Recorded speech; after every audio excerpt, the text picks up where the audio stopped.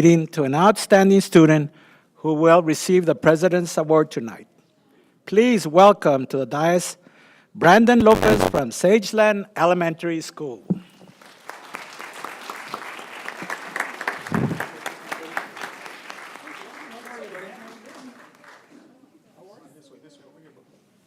you doing, Brandon? Just see what I can do. Brandon, how are you? You ready? Right there's your... Thank you and good evening. I am Brandon Lopez and I'm in third grade in Sageland Elementary School, and I am honored to call this meeting to order. Thank you.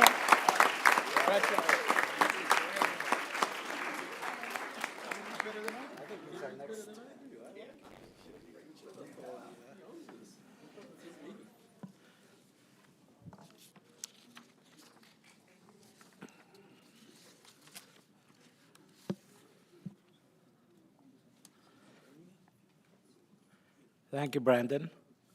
Great job. Good evening and welcome to the Ysleta Independent School District's meeting of the Board of Trustees. The meeting of the Board of Trustees is a meeting of the board that the public is allowed to attend. As provided, Ysleta ISD Policy BED, we invite members of the public to make comments during the citizens' input portion at the start of the meeting, according to the instructions provided with the electronic posting notice of our meeting. Legally, the board may listen but may not enter into a discussion on the matters in citizens' input. We remind everyone that this is a board meeting often attended by students and ask that we conduct ourselves in a manner that best represents the values and traditions of the Ysleta Independent School District. This meeting of the Board of Trustees is called at 6:04 p.m. We have a quorum with Shane Haggerty, Soltero Ramirez, Charlie Bustillos, Mike Rosales, Connie Woodruff, and myself, Cruz Ochoa. Trustee Lucero is unable to join us and is considered excused.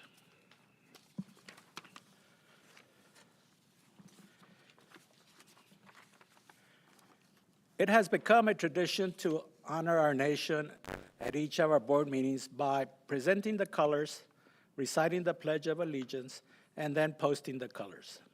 The colors tonight are presented by the Junior ROTC Color Guard from J.M. Hanks High School. The Color Guard commander is Cadet Lieutenant Colonel Judith Osuna. The Color Guard members are as follows: Cadet Captain Robert Overgard III, Cadet Second Lieutenant Alexia Mendoza, and Cadet Private First Class Maya Fahey. The pledge leader is Cadet Major Emma Fahey. Will you please stand for the presentation of colors, the reciting of the Pledge of Allegiance, the Texas Pledge of Allegiance, and a moment of silence. Please remain standing until the cadets have departed.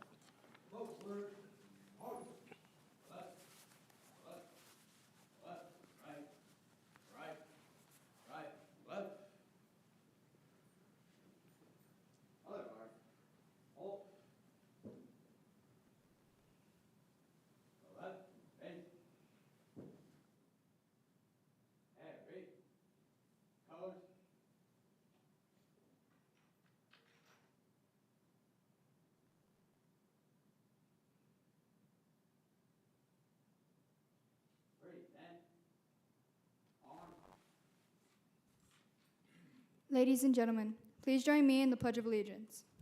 I pledge allegiance to the flag of the United States of America and to the republic for which it stands, one nation, under God, indivisible, with liberty and justice for all. And now please join me in the pledge to the Texas flag. Honor the Texas flag. I pledge allegiance to thee, Texas, one state, under God, one and indivisible. Please remain standing for a moment of silence.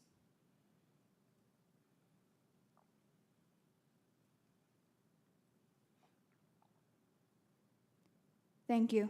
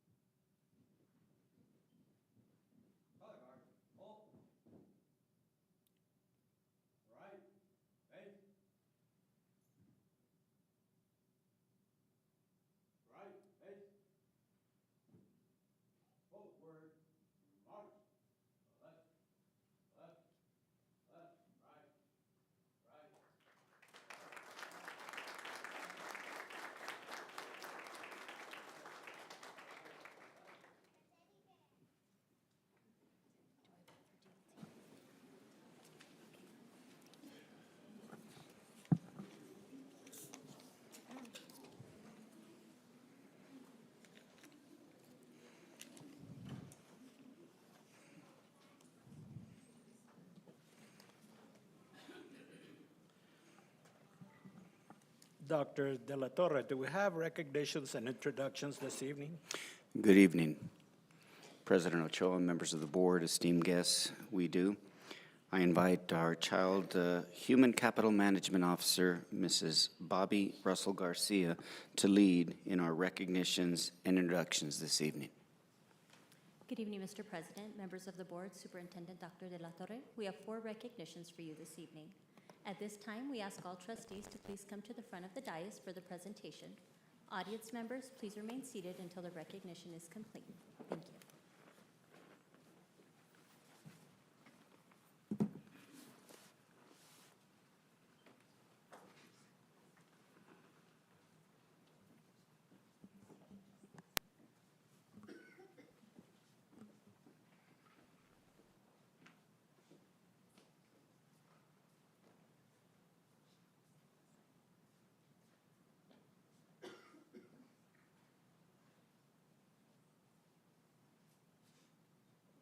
Our first recognition honors Sageland Elementary School 3rd grader Brandon Lopez. Brandon dreams of being a meteorologist, and he's making that dream come true as the school's weathercaster during morning announcements. He's become a campus celebrity for his weather report, as it includes recommendations on whether students should leave their jackets on or off during the transition to PE or recess.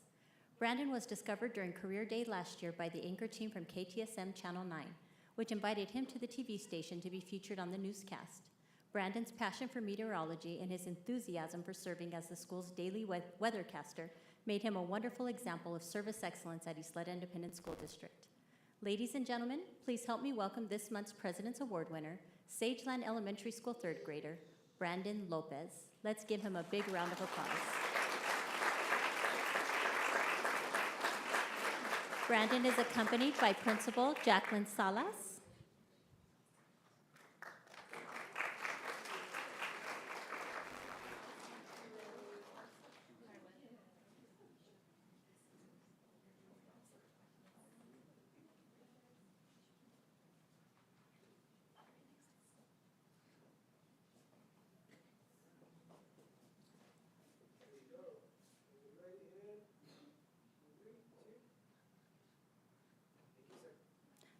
Let's hear it one more time for Brandon.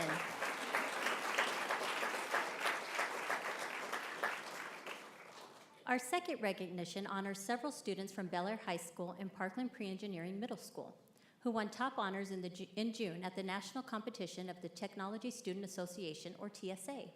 We begin tonight with an exceptional team of 4 Bel Air High School students who won first place in fashion design and technology after researching, designing, and creating a prototype uniform for amusement park employees. Ladies and gentlemen, please welcome our first place fashion design and technology team, beginning with Brenda Reyes.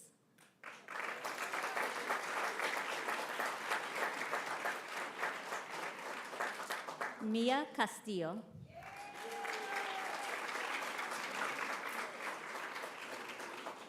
Angie Quinones, and Gabriela Urbina. They are accompanied by teacher Rita Sanchez and principal Jake Valtiera.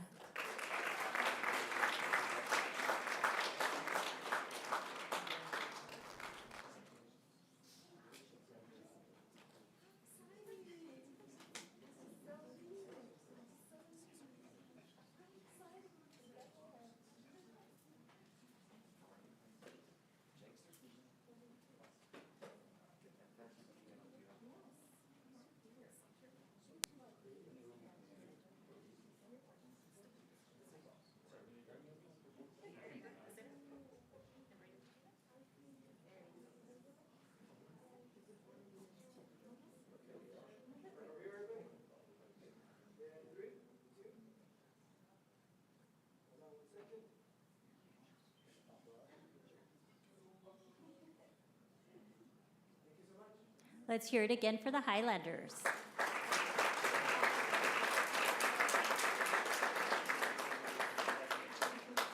Next, we have 3 students who placed among the top 10 in their categories at the TSA Nationals on behalf of Parkland Pre-Engineering Middle School, which also sent 12 additional students to compete at Nationals.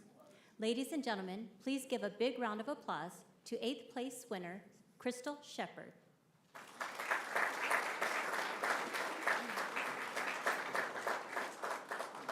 And 10th place winners, Ezra Rios Carroll and Adam Pacheco.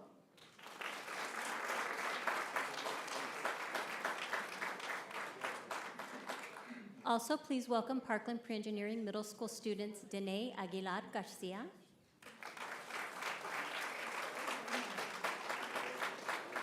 Aurora Bejado,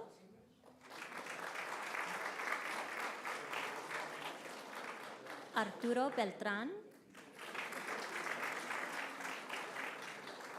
Isabella Beltran,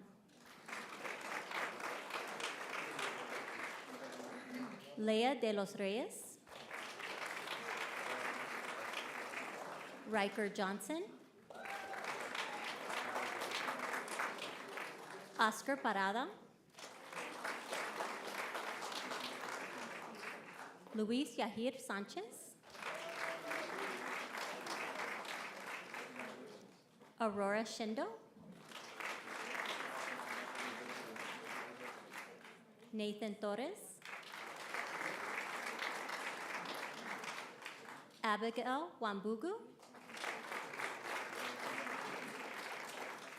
and Robert Witt.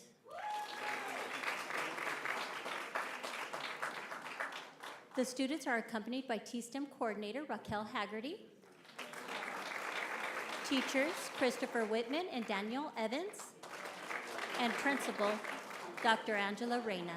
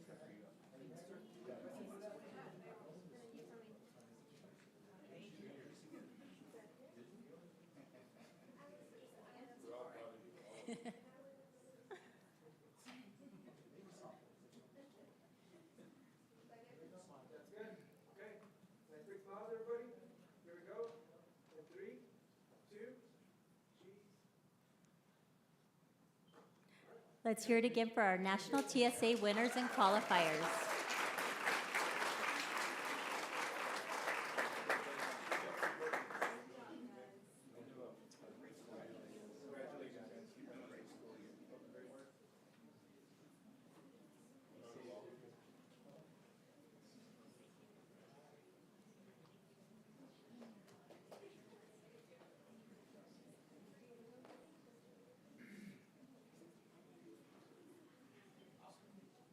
Our third recognition is in honor of Ysleta Middle School 8th grader Devin Promise, who was selected as one of 2 national ambassadors for Do the Right Thing, a youth anti-violence, anti-bullying essay program.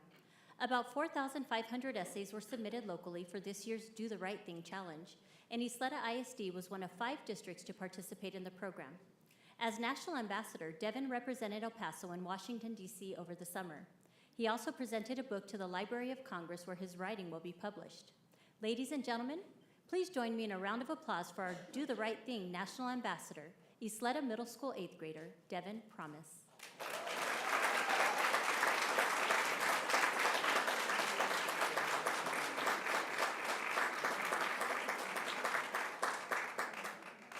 Devin is accompanied by teacher Lorena Perea, RLA Instructional Specialist Veronica Valdez Herrera, and Principal Jose Perez.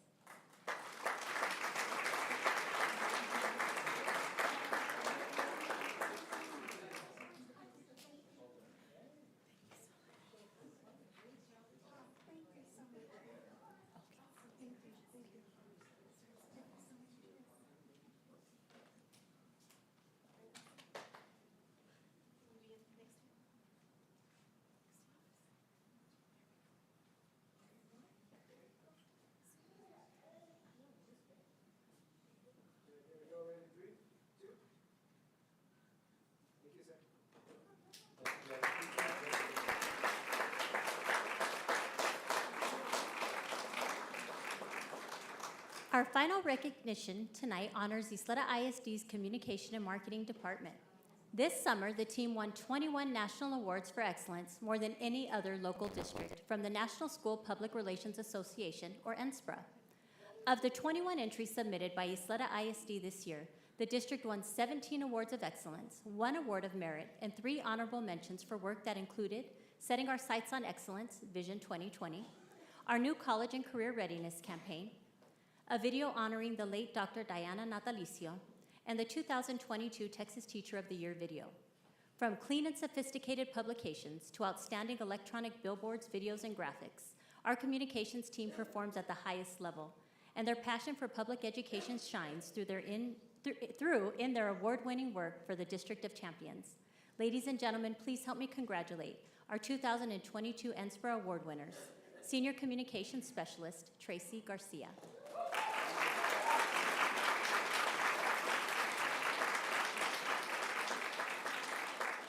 Senior Multimedia Specialist, Hector Sainz.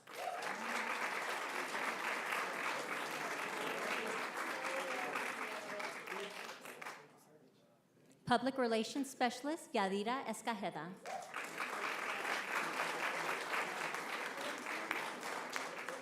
Video Production Specialist, Eddie Romero.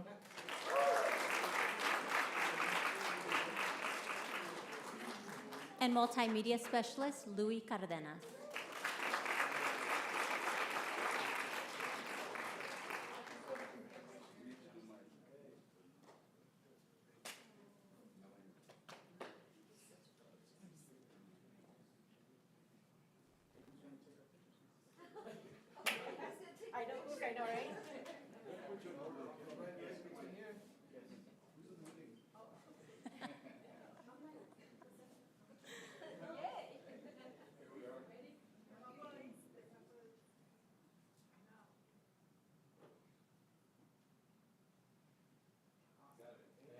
Let's hear it again for our Communications and Marketing Department. And now, Dr. De La Torre has a special presentation for the board.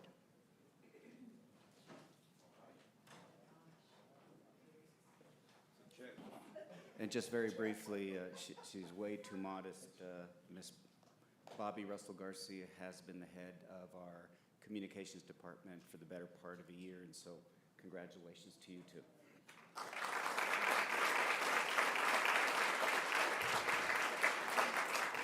So this is a little unorthodox, but cabinet, the chiefs, all of the associate superintendents, our principals, our community believes that you should be recognized for having an A-rated school district in El Paso among 13 school districts.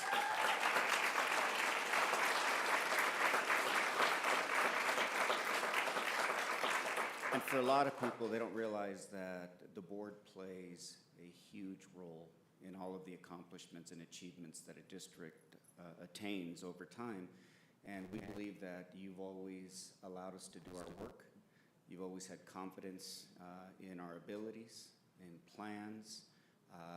You've allowed us to really bring something to the Ysleta Independent School District that I'm sure many people and neighboring districts did not think was possible. So within 2 years of surviving the pandemic, which is arguably one of the most devastating, catastrophic events that have ever inflicted the public school system, because of your belief, your commitment to us, your leadership, you all are the largest and only A-rated school district in the El Paso region. So congratulations to you. We have something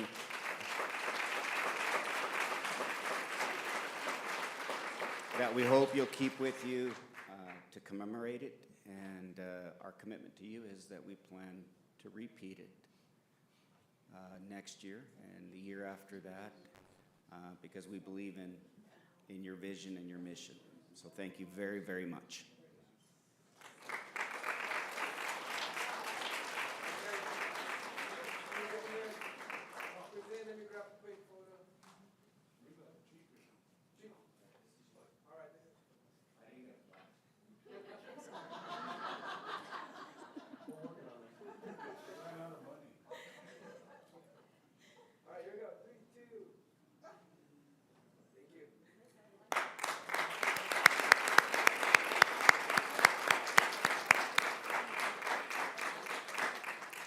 This concludes our recognitions. Thank you.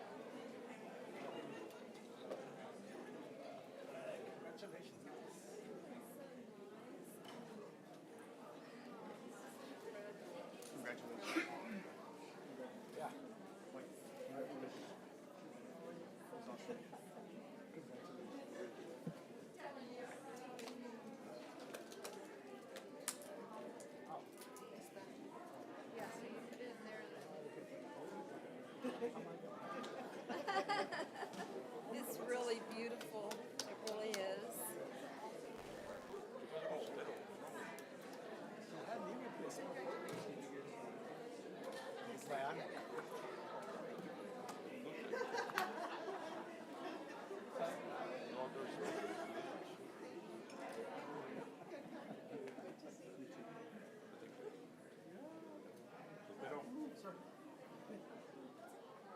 Beautiful. It really is. Wow. Yeah, we'll take Catherine's too. Catherine disappears. I don't know what playing baseball.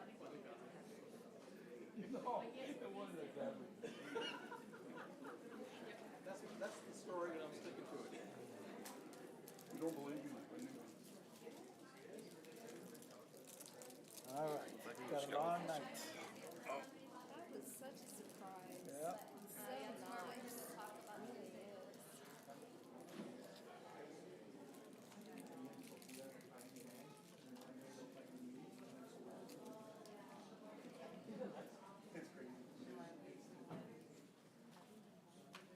Go grab a soda.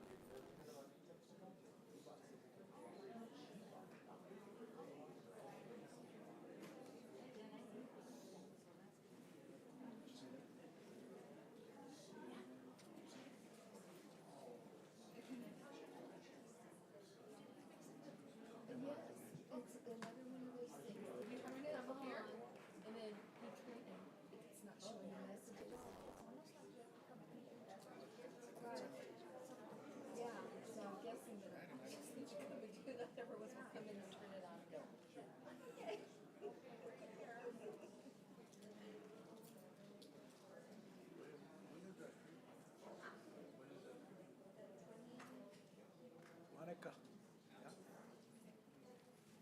Ándale pues.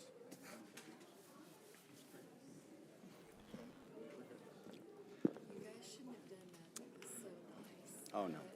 We should. We will now proceed with our board meeting. Ms. Mathewson, do we have citizens' input this evening? Yes, sir, President Ochoa. We have our Linda Valencia, and the topic is DEC policy.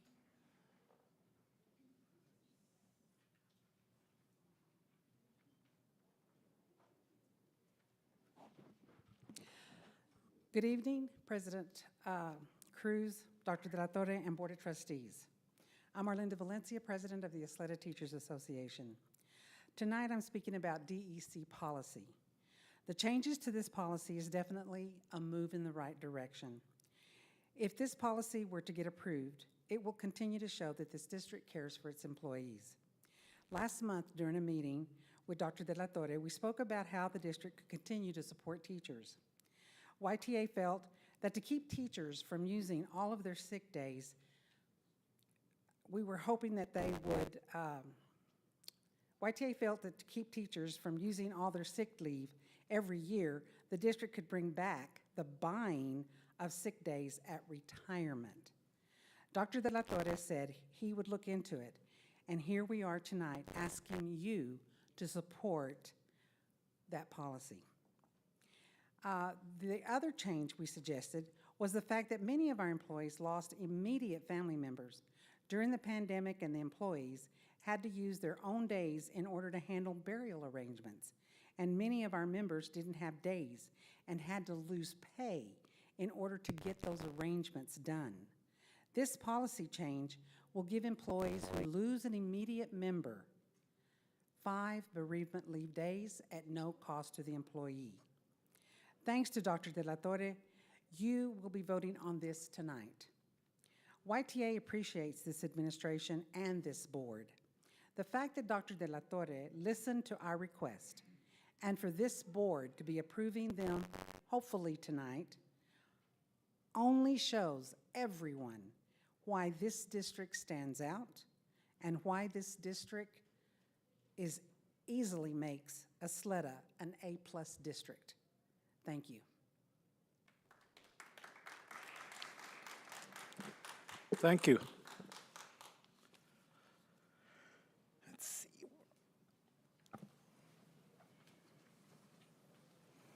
Dr. De La Torre, do you have any reports for us this evening? Yes, President Ochoa, we will begin with the Ysleta Foundation Scholarship, calling up Ms. Marcella Van Hoof.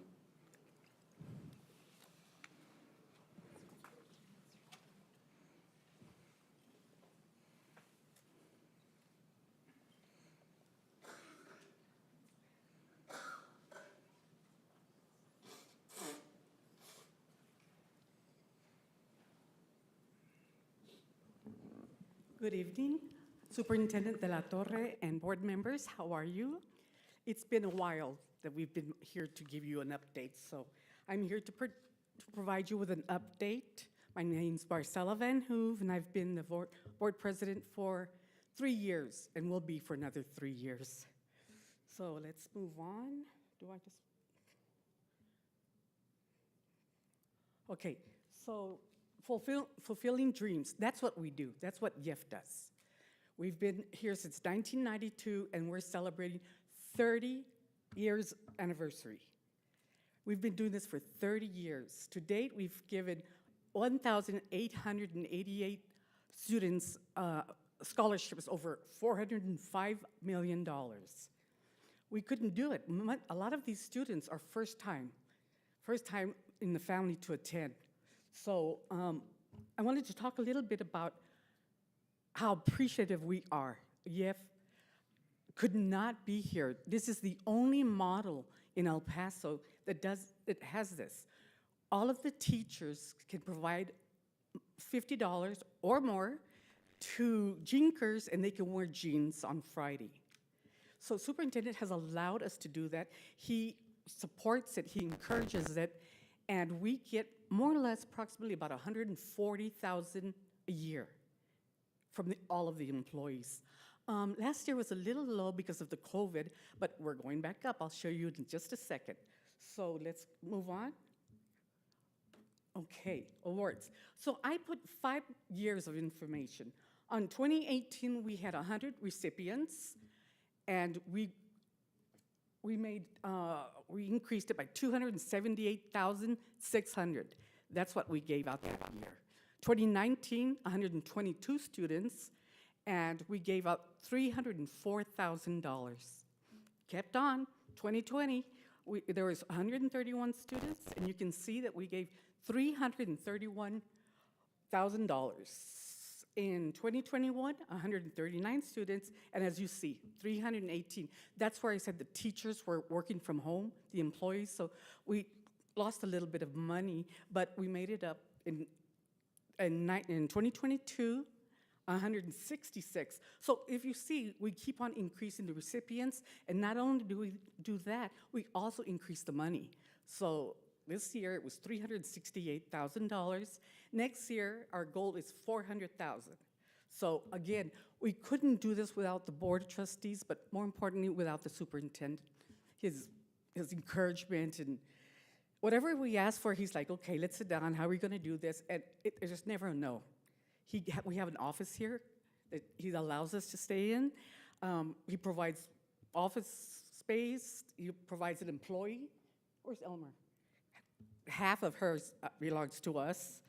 So thank you so very much. And again, I've known other people in other school districts that have come to us and to Dr. De La Torre and asked, well, can we have your money? And they're like, well, no, this is only for YISD students. They want us to combine our money with their monies and then scatter it all around El Paso. And I'm like, that doesn't belong to us. This money belongs to YISD students. So I don't think so. So next, we'll see. Okay, since 1994, we've awarded $4.5 million, which we discussed, to 1,888 scholarships. 764 students earned at least one degree. 154 students earned associate's degree. 674 students earned a bachelor's.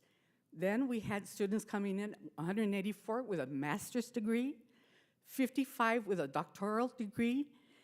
So total degrees they've earned 1,159. Now you have to remember, we're 5 years behind because it takes about 5 years for them to graduate. So that's where the other amount is. But it's working. It's working.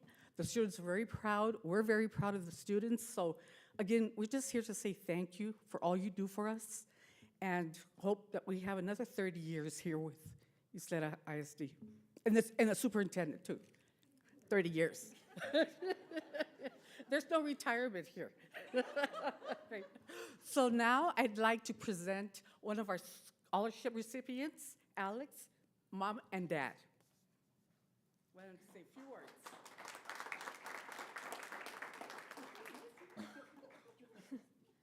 Thank you. Good evening. So I'm Alexandra Espinosa, and I was a recipient of the Distinguished Scholarship Award in 2019. I graduated from Riverside High School, and I now attend Northland College in Wisconsin, all the way in Wisconsin, yeah. Some people ask why I chose to go over there, and so I was fortunate enough to be picked up for the basketball team. So I also play basketball over there. A little bit today, I just want to speak on behalf of the YEF on how they've helped me these past 3 years. I'm going into my 4th year this semester. I know I can't thank the foundation enough for how much they've helped me with all the funds. From books to a laptop to traveling back and forth to Wisconsin, back to Texas. I've always counted on them to be there to assist me with the funds. I just want to wish them a happy 30th anniversary.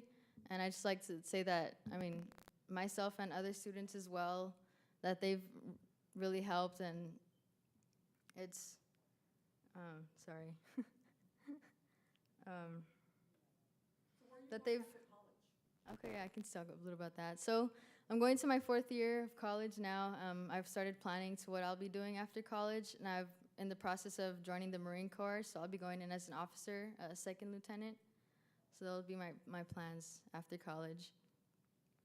But last but not least, I'd just like to say thank you to the foundation for everything they've done for me the last years. I know that I've always been able to count on them, and thank you to them for helping students like me along the way, to helping us further our education and chasing our goals.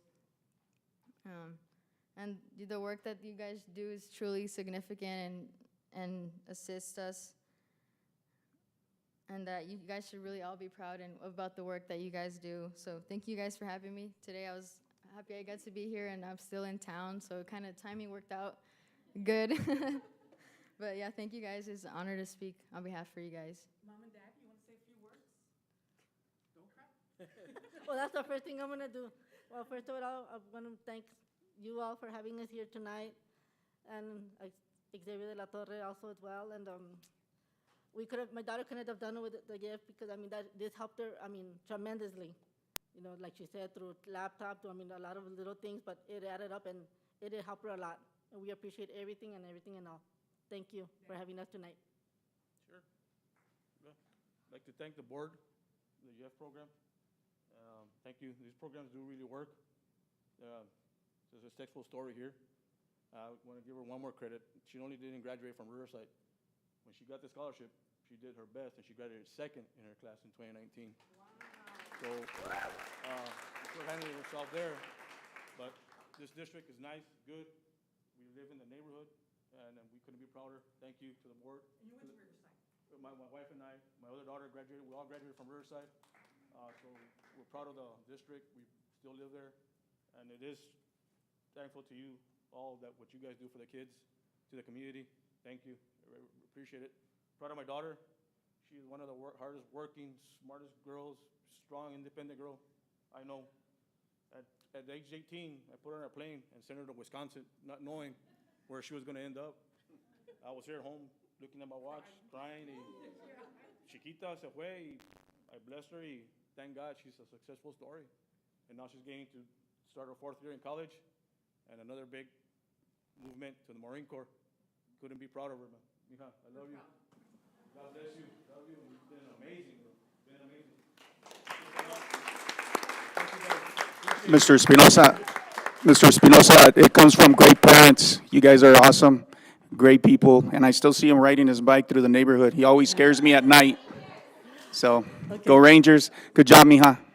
Lastly, we're just going to have 2 YEF board members say a few words. Carmen's from the El Paso Electric and Oscar's from Allstate. Thank you, Marcela. Good evening, everybody. My name is Carmen Mayorga, and I have served on the Ysleta Education Foundation for 3 years. I do work at El Paso Electric, but not only that, I still live in the house that I grew up in, Mission Valley. I graduated from Ysleta High School, and my daughter is just now starting her career as a 5th grade teacher at Capistrano Elementary. Anybody? And so it's amazing to hear Alexandria's story, as you all heard from her parents. This is a generational thing, and this is an inspiring thing that we all have to, come together and celebrate. But not just celebrate, but open up our wallets, our pockets a little bit. And it was really amazing when I walked in, because I know Eddie Romero is back there. I see Ms. Valencia, who I know. I ran into Vanessa, whose son, Devin, received that ambassador. She and I went to high school together at Ysleta, as well as Veronica Valdez, and it was just amazing. And so I really encourage everybody here, to support the Ysleta Education Foundation. The synergy that the board and Ysleta Education Foundation has had for 30 years is amazing, and we need to keep that going. And El Paso Electric is proud to help support for our 30th anniversary. We did provide $30,000 in grants. And those are, those are all scholarships. So it's going back to the students and to the future of our community. And it's amazing to think that Alexandria is going to the Marines. She's already left El Paso, and she's starting her career. She's in Wisconsin, and it is amazing to sit next to our president, our staff member, and the rest of our board of directors of YEF, because we're in every corner. It's, when you're on social media and you always see, oh yeah, I'm representing El Paso, El Chuco, que no sé qué tanto. But it's really amazing to think that, through social media, through our family, friends, neighbors, we could also just all pitch in. And if we could all match, at least $30, for our 30th anniversary, that would be amazing. So thank you so much for the opportunity to speak. Marcela's looking at me. No, okay.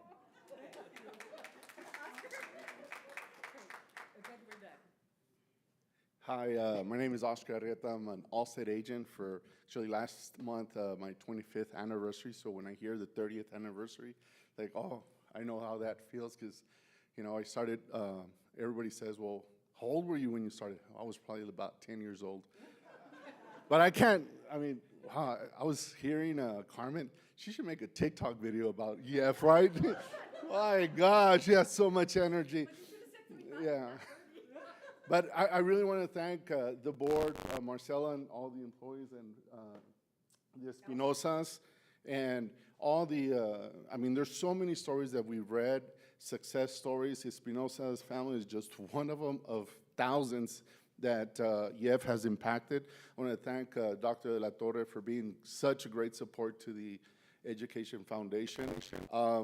You know, I come from the corporate world, so, and when I got into the YEF, I'm like, a friend of mine got me into it. I said, I don't know, I'm from Socorro District, but I got two, my kids went to Socorro District. I'm like, how's that gonna look? I'm like, how's that gonna look? Just bring all-state money.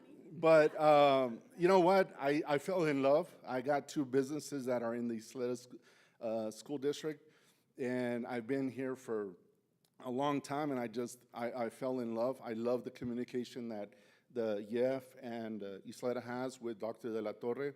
It's amazing. I have a lot of friends across the United States that do, you know, foundations, and I always brag about that. I'm in one of the best foundations, if not the best, one of the best across the nation, and the board should be very proud. I invite them to always, you know, call us, go to all the golf tournaments, any event that we do, because every single dollar, I'm living proof that every dollar that YEF does, that brings in, if it's from Allstate or Paso Electric, or we do Jinkers, every single dollar goes back to the kids.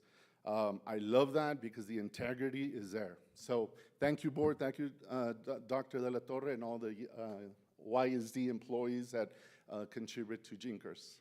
And thank you. Checks in the mail? Is the check in the mail? Thank you. Thank you again.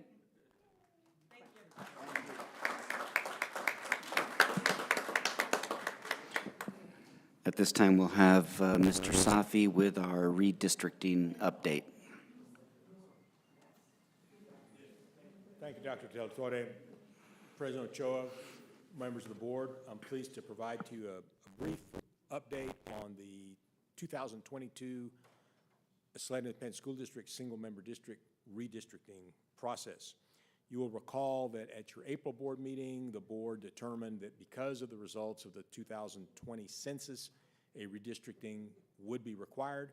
At that time, the board adopted two resolutions setting out criteria for the redistricting, and also asked our firm to take the lead in preparing proposed plans that would meet those criteria. At the May meeting, I presented a proposed timeline, which was agreeable to the board. We then went to work. On July 27th, we distributed 5 proposed plans meeting board criteria to the board. Those were posted on the district website on August 12th for public viewing. And in that regard, I do wish to thank Ms. Lorena Olmos for her outstanding work on the website involving the redistricting process and publicizing it. On August 17th, we provided 2 additional proposed possible plans to the board for its consideration. Those were added to the district website on August 18th. On August 22nd, notice was posted on the front page of the district website that today there would be a public viewing of the maps starting at 4 o'clock in this room. You see them at the back. And in that regard, I would like to thank and acknowledge Ms. Chavez and her staff and TIS for their outstanding work on this presentation. We do have back there in paper form all 7 proposed plans, and there's also shown the current configuration of the districts for comparison purposes. Tonight was simply to give the public an opportunity to view those, give the board an update. At the September meeting, we are asking that this be posted as an action item, and if the board is ready at that time to approve a plan, that would be very timely. If the board's not ready, then it can come back at your October meeting. We would hope that action can be taken not later than the October meeting, if at all feasible, because we will need some lead time to coordinate with the county elections department in order to make sure that they are able to implement these plans in ample time for the 2023 board elections. Are there any questions? If not, that concludes my report. President Ochoa, thank you, and we'll see you again in September. At this time, I'll invite Mrs. Lindley Leeper to come up and give our monthly COVID-19 update. Good evening, President Ochoa, members of the board, and Dr. De La Torre. This evening, I have a COVID update that's slightly different from what you've seen in the past. As you may recall, we developed a dashboard in-house at the district which tracked COVID-19 activity levels, but we drew our data directly from the City of El Paso's Public Health Department and the Texas Department of State Health Services. The data then created 4 indicators, and we used those indicators to create activity levels that we monitored as red, yellow, or green. However, data often changes, and as the availability of data changes, we must adapt through our indicators and our dashboard. In July, the Public Health Department abandoned their activity level and they stopped publishing local data on their website. They instead opted to use the CDC's website, which reflects El Paso County's community levels. And so it's still relevant to the County of El Paso, but it's no longer the city's specific data, which we were using and formatting to accomplish what we desired to see. So now that we no longer have access to that data, we have opted to reformat our dashboard using the same CDC indicators that are available publicly on their website and that also indicate what the community risk levels are for the County of El Paso. So they are slightly different. This is a summary of what CDC provides. The link below is actually to El Paso County's community level indicators, so anyone in the public or you and your teams can actually access that link here. It essentially looks at new COVID cases per 100,000 within the past 7 days. And then it delineates between lower than 200 new cases or above 200 cases per 100,000, right? If you have fewer than 200, then you look at, okay, how many people were admitted to the hospital per 100,000 and how many staffed inpatient beds are occupied in the last 7 days. So anyway, it's very similar to what we had before. It's looking at hospitalization to see what the demand on resources is locally, and it's looking at how quickly is the disease multiplying in the community. If you have more than 200 cases per 100,000 in the last 7 days, you don't even qualify for a green indicator level. So this is our dashboard, and it's updated to reflect the last 7 days of data. They update it every Friday. You can see that we are in a high transmission level status as of this past week, and I'm sure that's no surprise to you. We have lots of people that are sick with COVID. Immediately to the right of the red, though, you can see that the current hospitalization rate in Trauma Service Area I is only 3.26%.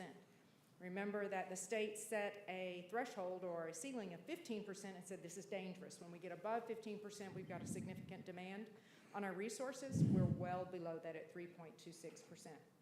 And so this also picks up CDC's weekly cases. How many new cases are there per 100,000? That's on the left.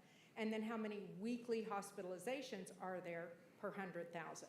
And so earlier in August, we had a pretty high spike, but we're nowhere near where we're not anywhere near where we were in March of 2022. So high transmission level, but not necessarily a huge demand on our local resources, nor are we seeing people that need to be admitted to the hospital because they are so ill. And so this is the first page of the dashboard. It now reflects CDC measures. This, no, I didn't know that was animated, but it's just describing those particular indicators. And this is our second page of the dashboard, and it reflects our local district's data. So you can see we have total absences by type, Was it COVID-related? Was it non-COVID illness and other types of absences?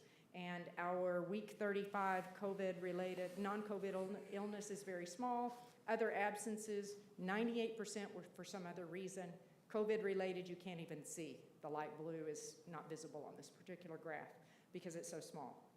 And then we have our schools, the number of cases being reported to us. Keep in mind, we are no longer rapid testing. So all cases are reported to us either by parent or to the nurse or to the principal or something like that. And then on the bottom right, monthly positive cases by individual type. So whether it is a staff member, a student member, a teacher, or an other, which could be a contractor or someone that we test because they do business with the district and they're constantly on a campus and they have been exposed, something like that. So you can see January was significant student absences. That's last January and in 2022. And then in August, we have a slight uptick, but nowhere near as severe as we've had in the past. Any questions? Yes, sir. Going back to the transmission rate, how do you collect that data? That's just what they call it. I mean, That's how do they label it. What's high? They describe it as high transmission, and it's related to this slide. So how many new cases are there per 100,000 people in the last 7 days? If there are many more, so well over 200 per 100,000, we're in a high level. So you'll notice 200 or more, and then the top of that dark gray says new COVID admissions. If it's greater than 10 admissions per 100,000, that's considered high. So before, I know that these are admissions to hospitals, but before it was also data collected from testing, but there's not much testing going on. There is no testing within the district and very little even at in the city's resources, right. So this is just basically on the admissions part that they're taking this They're data. looking at admissions, but the very first column is measuring the number of positive cases. So per 100,000 people, new COVID cases is the first column. And they that's break it only down the by- people that are going to the hospital. Some people are staying home. No, it's No? just new cases Oh. per 100,000. And then they further look at it and say, okay, of those new cases, how many needed to go to the hospital and how many hospital beds do we still have, or how many hospital beds do we have occupied? Okay. I just wanted to know where they were getting this data from. I understand. Any other questions? Thank All you. right, thank you. Also with us this evening is Tyler Shamnes with Care Solace for a quarterly update on our Care Solace service. Good evening. Thank you, Dr. De La Torre, President Ochoa, and members of the board. Thanks for having me here in person. Really nice to come out and visit in person. My name's Tyler Chamness. I'm your primary point of contact from Care Solace, and here to provide an update with how the partnership has gone so far. So we just rolled out our service in the district in March, and I'd like to touch on how it's gone. So as a quick reminder, I had the opportunity to present to you virtually in the spring, but we are a 24/7 mental health care coordination service that is available to students, staff, and families. Here's our mission statement. We ensure every student, school staff member, and family member with mental health or substance use challenges quickly connects to quality care matched to their unique needs regardless of circumstances.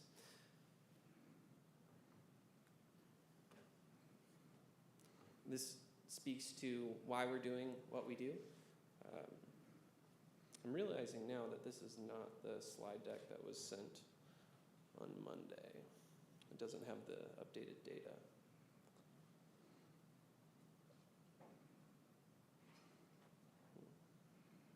Is there any way we can get that slide deck that was sent on Monday?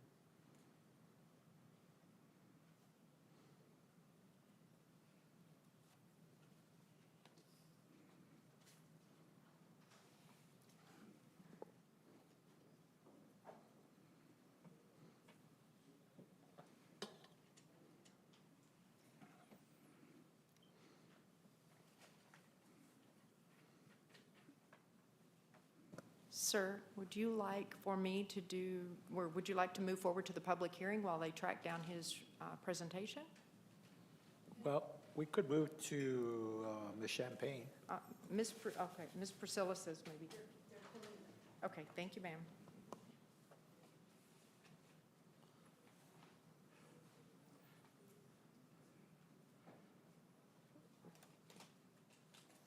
Well, they worked this out. Can we have Ms. Champagne? Yeah, she heard her. Should the board have any questions for Ms. Chi? She is going to make her way up to the front. Wow. We should all have one of those. That looked kind of fun. Good evening, Board President, Ms. Ochoa, Superintendent, and all the board members.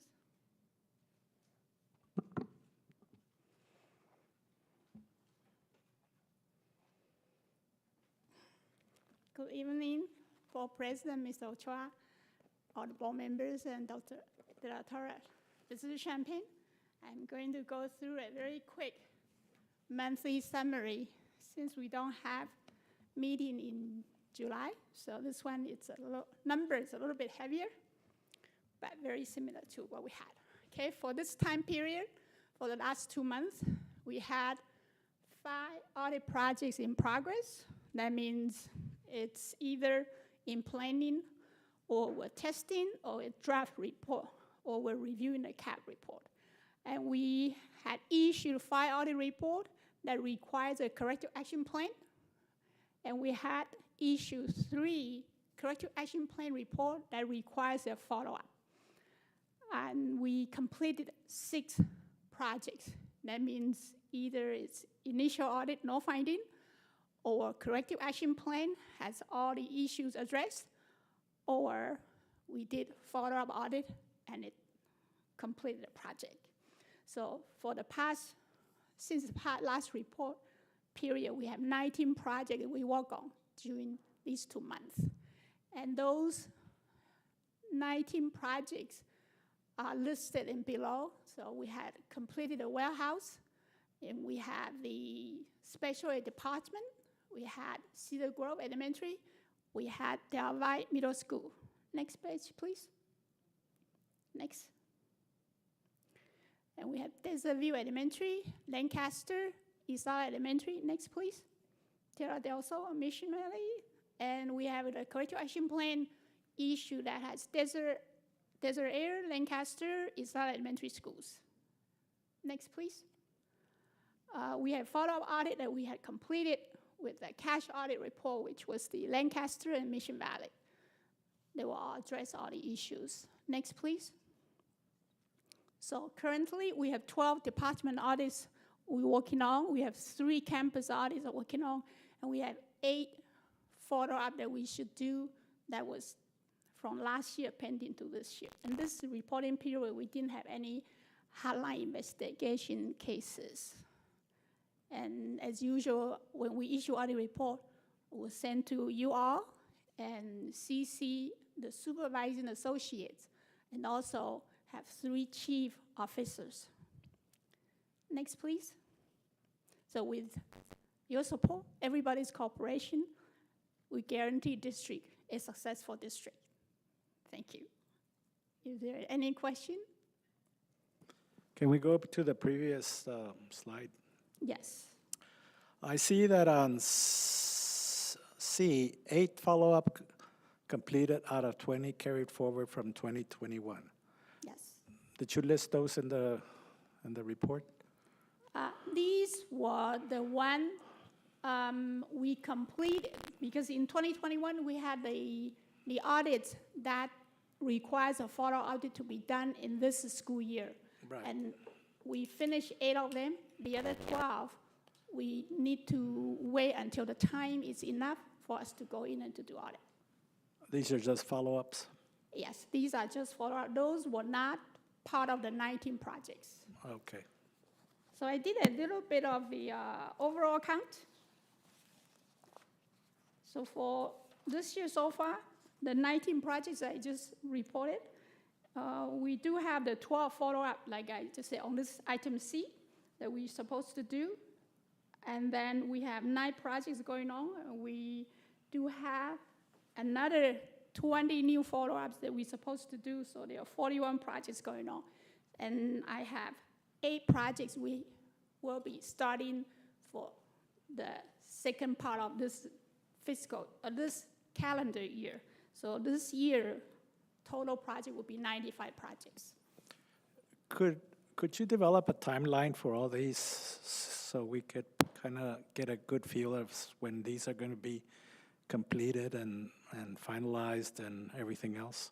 Sure. Just a timeline, kind of like we do for the bond, where all the projects are in progress and when they're planned to be completed. So, okay. So because it gets a little, I'm gonna say too much data there that I need to sort out, and it'd be helpful if we could do it by a timeline. That way I know where you're at, and when you're up here talking, that way I can follow exactly Okay. what you're saying. How about I put them in kind of like a table metrics? And As long as it has projected times for what's happening at these various stages for your audits.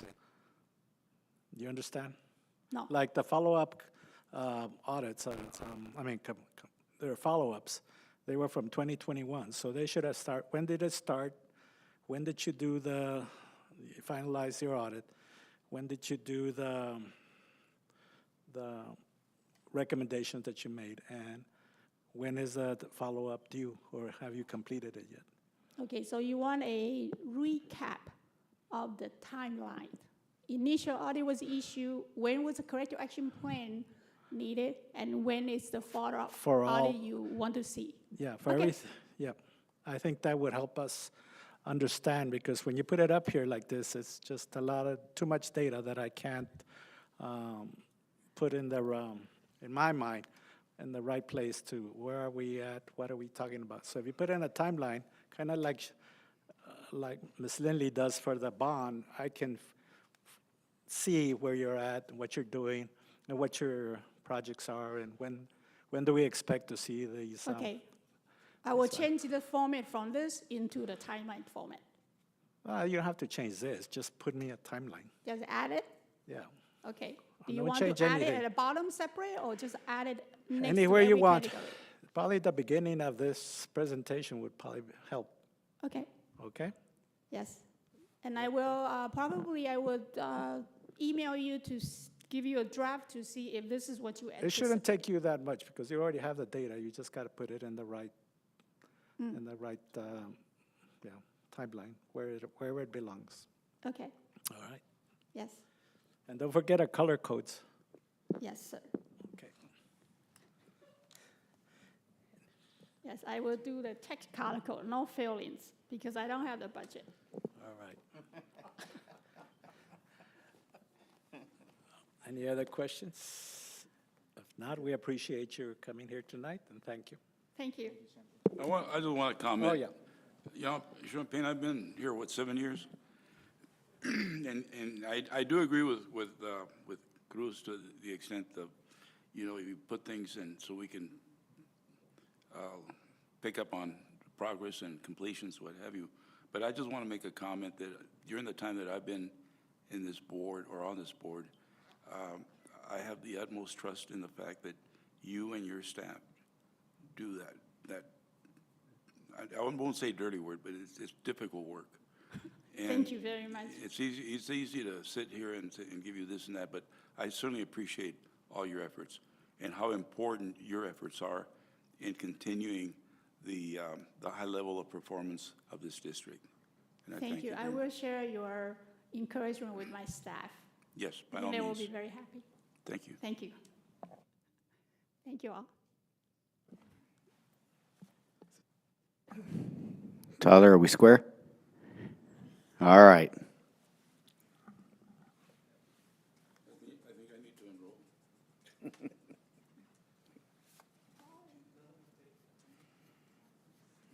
Champagne, when you finish with that, I need one of those too.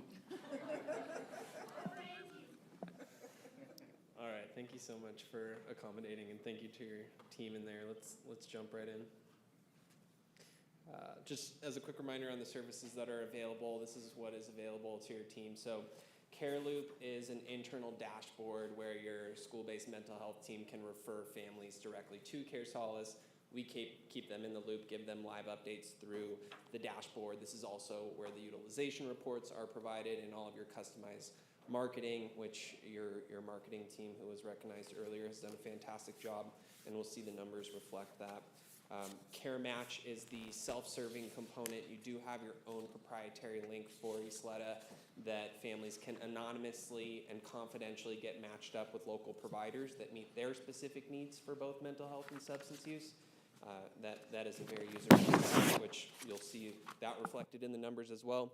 All roads really lead to the care companions there in the middle. They are the heart and soul of Care Solace. They're the ones who wait on hold, who check availability, who navigate insurance, make sure that providers specialize in the specific needs of the family. We do all the vetting for your community, help to schedule the appointments, and follow up afterwards to make sure that it's a good fit. So they can be contacted 24/7 in over 200 languages via phone, email, video chat, and they can also be contacted through these two platforms as well.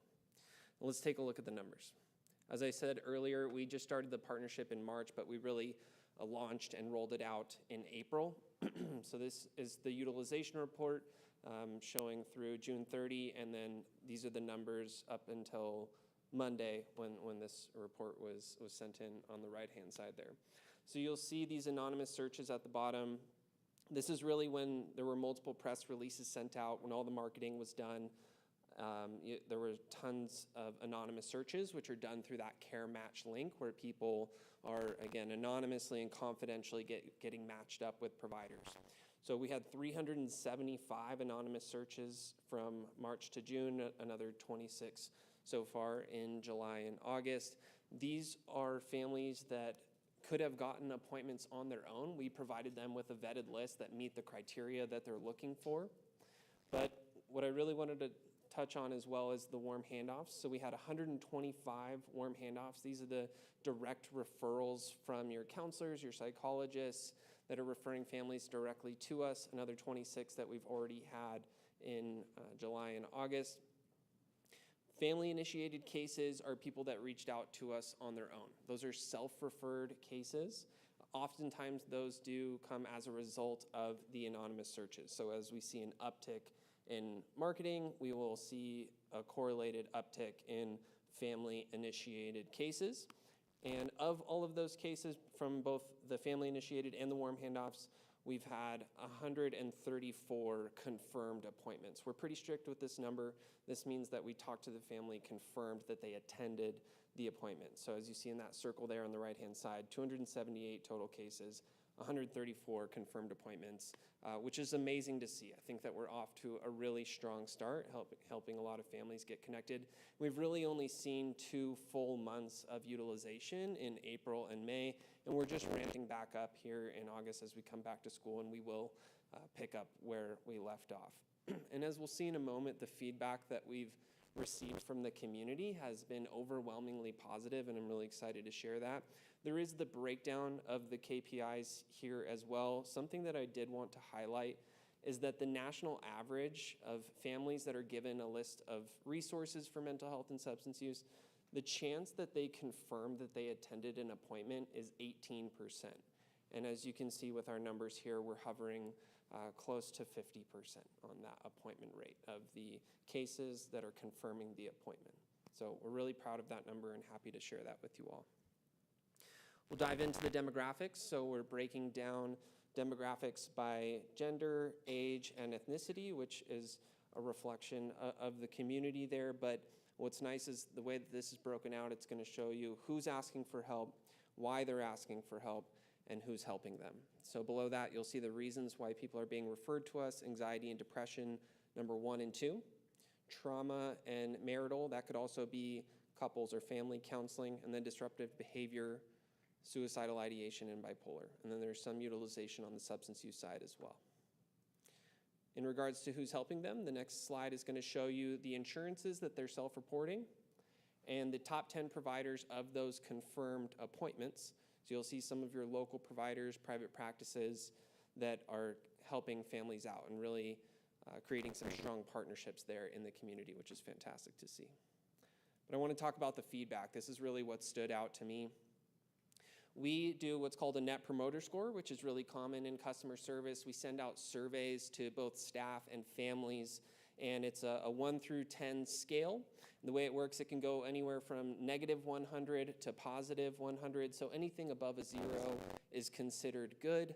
If someone gives us a 7 or an 8, that's what's called a passive, and that stays at a 0. Only 9s or 10s contribute towards a +100. Anything 6 or below contributes towards a -100. We, from your staff, have a current NPS of 90. This is unheard of. It's phenomenal. There have not been a single detractor. It's only been promoters and a couple of passives. And I did put some of the quotes in here, some of the testimonials that we received from Ysleta staff. I'll just read a couple. "It was so easy to complete, and my parent was contacted within minutes. Thank you." Another one said, "Great communication available to us through the site." Another said, "It is convenient and easy to use." Lots of testimonials like that. On the parent side, even more impressive, we have a current NPS of 100. Now, I will say that this is still a relatively small sample size, but as we continue to help families out, we'll get a better picture of what this does look like. But so far, we've gotten all promoters from families. Can I ask you, on that NPS, how many points of data did you actually collect on that? Yeah, I know you on said the- small samples. On the staff, we've had at least 30 last time I checked. On the families, it's around 10 right now. Yeah, we don't get tons of responses, but the ones that we have had responses are all positive. And where do you post these so they can We send them respond? to them directly via email and text message. okay. So it's the ones that are using the service that we've had interactions with already. Yeah, these are some of the testimonials directly from the families. With this one I liked, they said, "Takes the stress off of looking and having to ask about the insurance, then having to look again. It made things easier for me to find a good provider, for a therapist and psychiatrist for my child." So that's the update that I have, and I'll open it up for questions. I just have a quick question. Excuse me, is Ysleta the only district engaged with your services? Or are you also in some of the other districts in the city? In El Paso, it is the only one. Yeah, we're serving about 4,500 schools across the country. But in El Paso, we're the only district? Correct, in El Paso, Okay. yeah. Thank you. Yeah. No other questions? Well, thank you so much. All right, thank you. And thank you for coming and being in person. All right, so.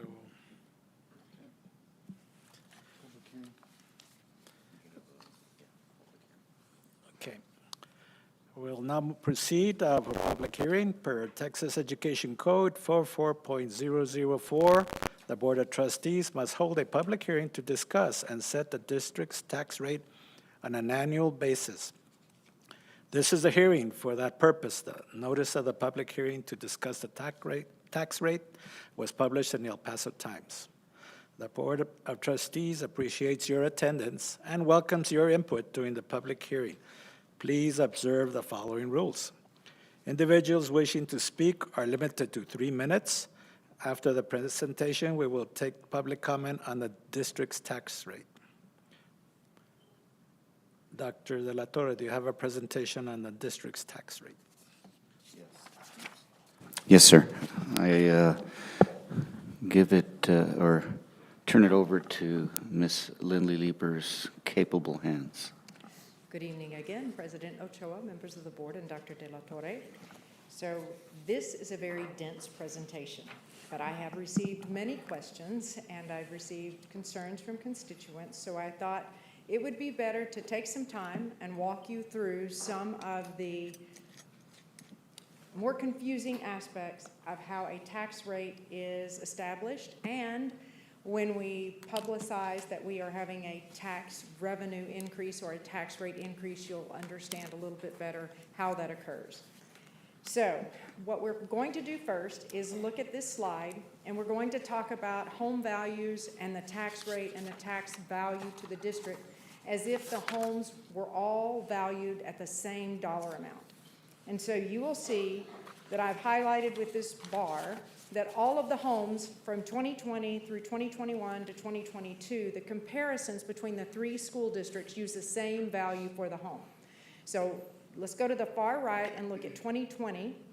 You'll see that I used $125,000 as the average homestead value. The reason we use that number this year is because it's what we used originally a couple of years back. In the bottom right corner, you can see that the average single-family dwelling value for YISD was $113,646. So the 125 is not far off.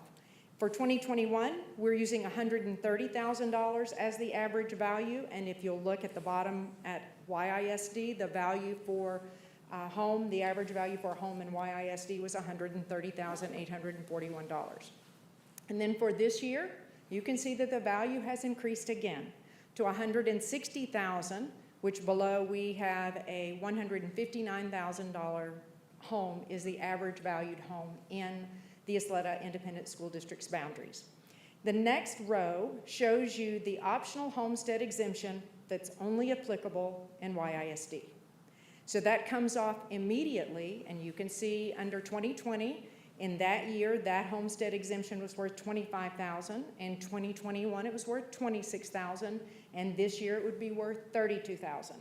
When we subtract that, we then get the adjusted home value for each of the various school districts, and I won't highlight that line. The next line talks about the standard exemption. So the standard exemption is established by the state for school districts. In 2020 and 2021, it was $25,000. This year, it's gone up to $40,000. But in those prior years, they also, in addition to the 20%, got a $25,000 flat deduction for all those homes. This year, they're getting $40,000. So that brings us to the taxable home value in each of those years for each of those school districts. And you can see it's a material impact to have those exemptions applied, whether it's the optional in YISD or the standard. So in 2020, it brought us to a taxable value of $75,000 compared to EPISD and Socorro of $100,000. And again, keep in mind, that's not necessarily the average value of a home in those school districts, but for purposes of this comparison, it's easier if you see it this way first before I show you the next one. In 2021, because home values went up, our taxable value increased slightly, as did the taxable value in the other districts. And again, the same consequence in 2022. Our average taxable value under this scenario would be $88,000 compared to $120,000 for the other two districts. Then you can see our tax rate. Well, this is what everybody likes to talk about. What's the tax rate? And the tax rate alone is not sufficient to really get the whole picture. So in 2020, our tax rate incorporated maintenance and operations and the INS, or the debt service element of the tax rate. And it was $1.4466 per $100 of valuation. We had just sold all of our 2015 debt, and half, or about $250 million of our 2019 debt. So we hadn't sold it all yet. And you can tell because between 2020 and 2021, our rate went up almost 8 cents. And that's because all of our debt was sold. And now we've got to service that debt, but our debt's voter approved. School districts cannot issue certificates of obligation. We don't have that flexibility. We only issue voter approved debt, okay, that we can levy for. We can do maintenance and operations tax notes, but you have to approve it, and that comes out of maintenance and operations. So you can see that in 2021, we went up to 1.527. And I've seen some presentations where they say, oh, look at Ysleta. Ysleta has the highest tax rate, or the second highest tax rate of anybody in El Paso County. That was true in terms of only the tax rate, but they don't take into consideration our optional exemption and the $25,000 or $40,000 exemption that's also there. This year, because we had a successful refunding and we got great rates on the rest of our 2019 debt, we are able to reduce our rate by almost 7 cents, which is exceptional. So we have the debt service rate that is established by what we have to pay to our bondholders, and then we have the M&O rate, which is set really between the state and the property tax values. If we lower our property tax rate too low, the state takes away money. So we have to have it at a certain level to get the maximum contribution from the state, and that's what this rate reflects. So it's down 7 cents. Now let's look at what that means in terms of, here's the check I have to write to YISD or EPISD or Socorro. You can see that in every single year, the tax bill for an Ysleta homeowner is less than the tax bill in Socorro and EPISD. Are we good there? Because I'm going to take you to the next slide. This one's more confusing. Okay, on this one, whoops. Yes, this is where I want to be. Well, as you can imagine, the tax rate among the various entities, I mean the taxable home value between those entities, is not the same. So Ysleta has a defined boundary, and our average home dwelling is less expensive than EPISD's average home. And if you look at the city as a whole, theirs is slightly higher than ours, but less than EPISD's, which would make sense. If we have a lower value and EPISD has a higher value, then the city as a whole would have a value in the middle somewhere. So in this particular example, what I have done now is taken the actual median valued home for the city, for EPISD, and for YISD. And I've started with 2020, and I've carried it across so you can see what a home in each of those entities was valued at. I took Socorro off because EPISD is higher, so if we are paying less than EPISD, then you know you're paying less than Socorro. So I just left it off for ease in this comparison. So you can see the home values there. You can see the significant increase from year to year for all of us. All of us have had an increase in the average value of a home within our boundaries. If you look at the next line, our 20% exemption, and it makes a little more sense when you see now what the value of a percentage exemption is, as opposed to a flat rate exemption. So we're giving 20%, and 20% on a $113,000 home in 2020 was a reduction of $22,000. But today, on a $159,000 home in Ysleta, the deduction is almost $32,000. Then that brings us to the adjusted home value for all of those entities, minus the standard exemption. Well, again, this is really interesting. The school districts have a $25,000 reduction in 2020, and in 2022, they have a $40,000 standard exemption, but look at what the city of El Paso's standard exemption is. $5,000. So their standard exemption for every homestead is $5,000 compared to $40,000 for us, bringing us to taxable home values again. So I'm not going to talk about 2020 and 2021. We're just going to look at 2022 right now. So Ysleta's taxable home value based on a real home, a median valued home in Ysleta, it has taxable value of $87,000 compared to the city's taxable value of $188,000 and EPISD's taxable value of $158,000. So yes, my rate's the highest, second highest in the area at 1.4589. But look at the tax that's owed for each of those entities. YISD's tax is $1,279 on a median valued home. The city of El Paso's is $1,624, and EPISD's $2,078. Now, if you're like me and you like numbers, I go, yeah, but that's not exactly a fair comparison because I started with a lower number at $159,000 and the city's starting with $193. So there's no way that's a fair comparison, right? So let's look at this. Let's just look at the specific home in Ysleta and let's see who gets more revenue from an Ysleta home that's valued at the average home value for all of Ysleta property. The average single dwelling then is $159,000. We give them almost $32,000 as our optional homestead exemption.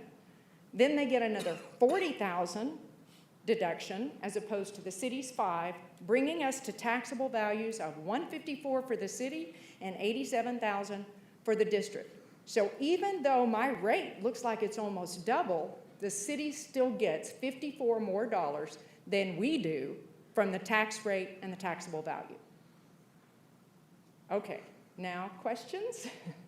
Because that was a lot of information. One more thing I'm going to show you. Let me back up.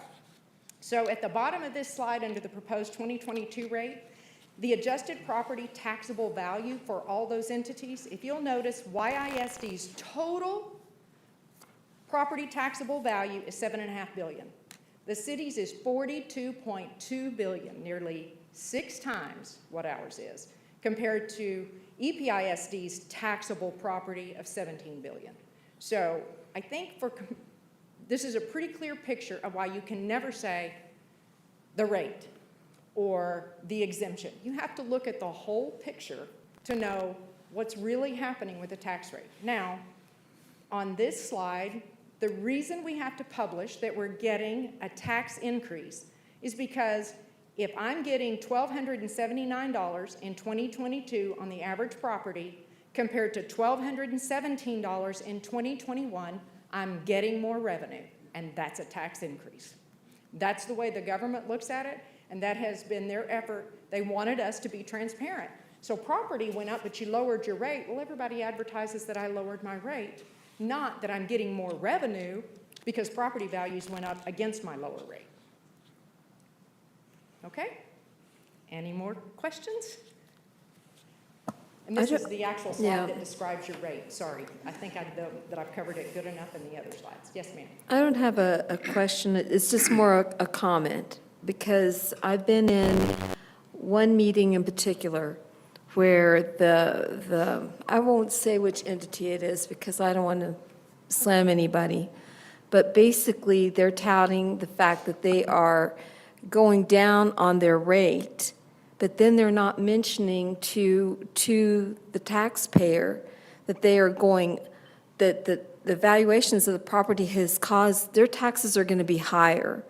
And so basically, I came out of those meetings feeling like, okay, so what they're going to try to pull is the fact that they're going to kind of blame Ysleta for all this raise in taxes, because we're being honest. We're telling them exactly, yes, we went down with our rate, but the valuations has caused our tax rate, our taxes to go up. And I feel like that may be something that I can't judge whether they're doing it on purpose or not, but I feel like that's kind of a little edging out of their responsibility to tell the taxpayer exactly, yes, we did go down in our evaluation, because I believe they said they went down 1 cent in their evaluation, and they were really bragging about that. And yes, we did, but your tax bill is still going to be higher. And I do like that we're being honest about that. I do wish that we could make sure that that our public understands that this is not a function of us raising the taxes. It's a function of the valuation of the properties, because they really need to know that, because we are doing our best, I feel like, to make this rate go down. We did our part. We took our 7 cents off of the rate, and we did as much as we could with that, but then we can't control the valuation of the properties. So it's just a comment, but I do wish we could put that out there so that people do understand we're being totally honest with you. Yes, ma'am. Thank you. You know, one of the most difficult things for me is to address this issue, and simply because there's just so much politicizing these rates in where at the time that we live, and I wish the media was here. And when you need them, they're not here. So what's going to happen after this board meeting is over? They're going to flash out 15.77 increase from Ysleta. Oh my gosh! Now, as I walked into this meeting, I had a certain thought, but as I see this, I feel that there's some clarification. I happen to have had the opportunity to have sat on the CAD 3 years ago. And I served there for, I believe, 2 years. And the previous administration, just for public knowledge, then wanted an 18% increase across the board. And our leader, which I call a one-term leader, was adamant, and he put some pressure on some of those board members. He didn't call me, thank goodness, but this was going to come. This is coming. And there's a couple of things that I would like to share with all of you in this room, is that when you see 7.5% of billion in our values in this district, it clearly indicates to me that we are landlocked. We don't get the business activity that maybe El Paso does or Socorro, and which leads me to the fact that whatever expenses we take, we have to take them very seriously. And even though we're not increasing, we're decreasing the rate, well, increasing $60 or $68. Publicly, we're increasing it, and they're going to make a big ado. What I would want to kind of suggest to this board that we take the time to spend a few dollars in social media and in the newspapers to make this point to the public, and make a disclaimer to the fact that, yes, we may be going up 15%, but we would like for you to analyze this particular picture, and I would throw Socorro. That's where everything's happening. As far as new industry, do you have any idea how much the adjusted property tax value is in Socorro? Just by coincidence? I don't know it off the top of my head. I have the information, I just didn't bring it here, and I don't know it off the top of my head. May I make a suggestion to this board that we add that information and bring this picture in a completely transparent approach? Because, you know, in what I do daily, I work percentages. In other words, people compare what we do and Progressive and this and this and that and Allstate, and I work with these things. I'm familiar with this. But I'm also familiar with the fact that this community is not getting richer. And let's not look the other way. When we have $43,000 average income, and you look at Austin having $117,000, it gives you a lot of latitude to do and undo. We don't. We have to be extremely prudent and extremely transparent to the public. We owe it to them. They put us here because they trusted us. And I feel very adamant about the fact that we need to go back to them and say, this is the true picture, not what the media may want to present. Do I hear a yay or no? Understood. I have to wake them up. They're not listening to me. No, we're listening, and I agree with them on this. And I would feel that we should do it as quick as that you can get the numbers, even though it may cost us money. But I'd rather do it correctly and properly because we owe it to our constituents. Thank you. President Ochoa, Dr. De La Torre, I would like to echo what Mr. Rosales has said, and I absolutely agree with him in this. I would ask, I know that we're planning to do a mailer to communicate with our community, and I know you had mentioned that this was part of the discussion. I don't know if it allows, there is a legal thing or an issue, but when we talk about less optional homestead exemption, the 20%, can we just not identify it as the YISD exemption? Sure. Yeah, well, a couple of things are going to happen. One is, I believe, I should say, the last district in Texas that gives an exemption to homeowners by a school district. The other thing that's going to happen is Canutillo has already decided that they're going to go out for a bond.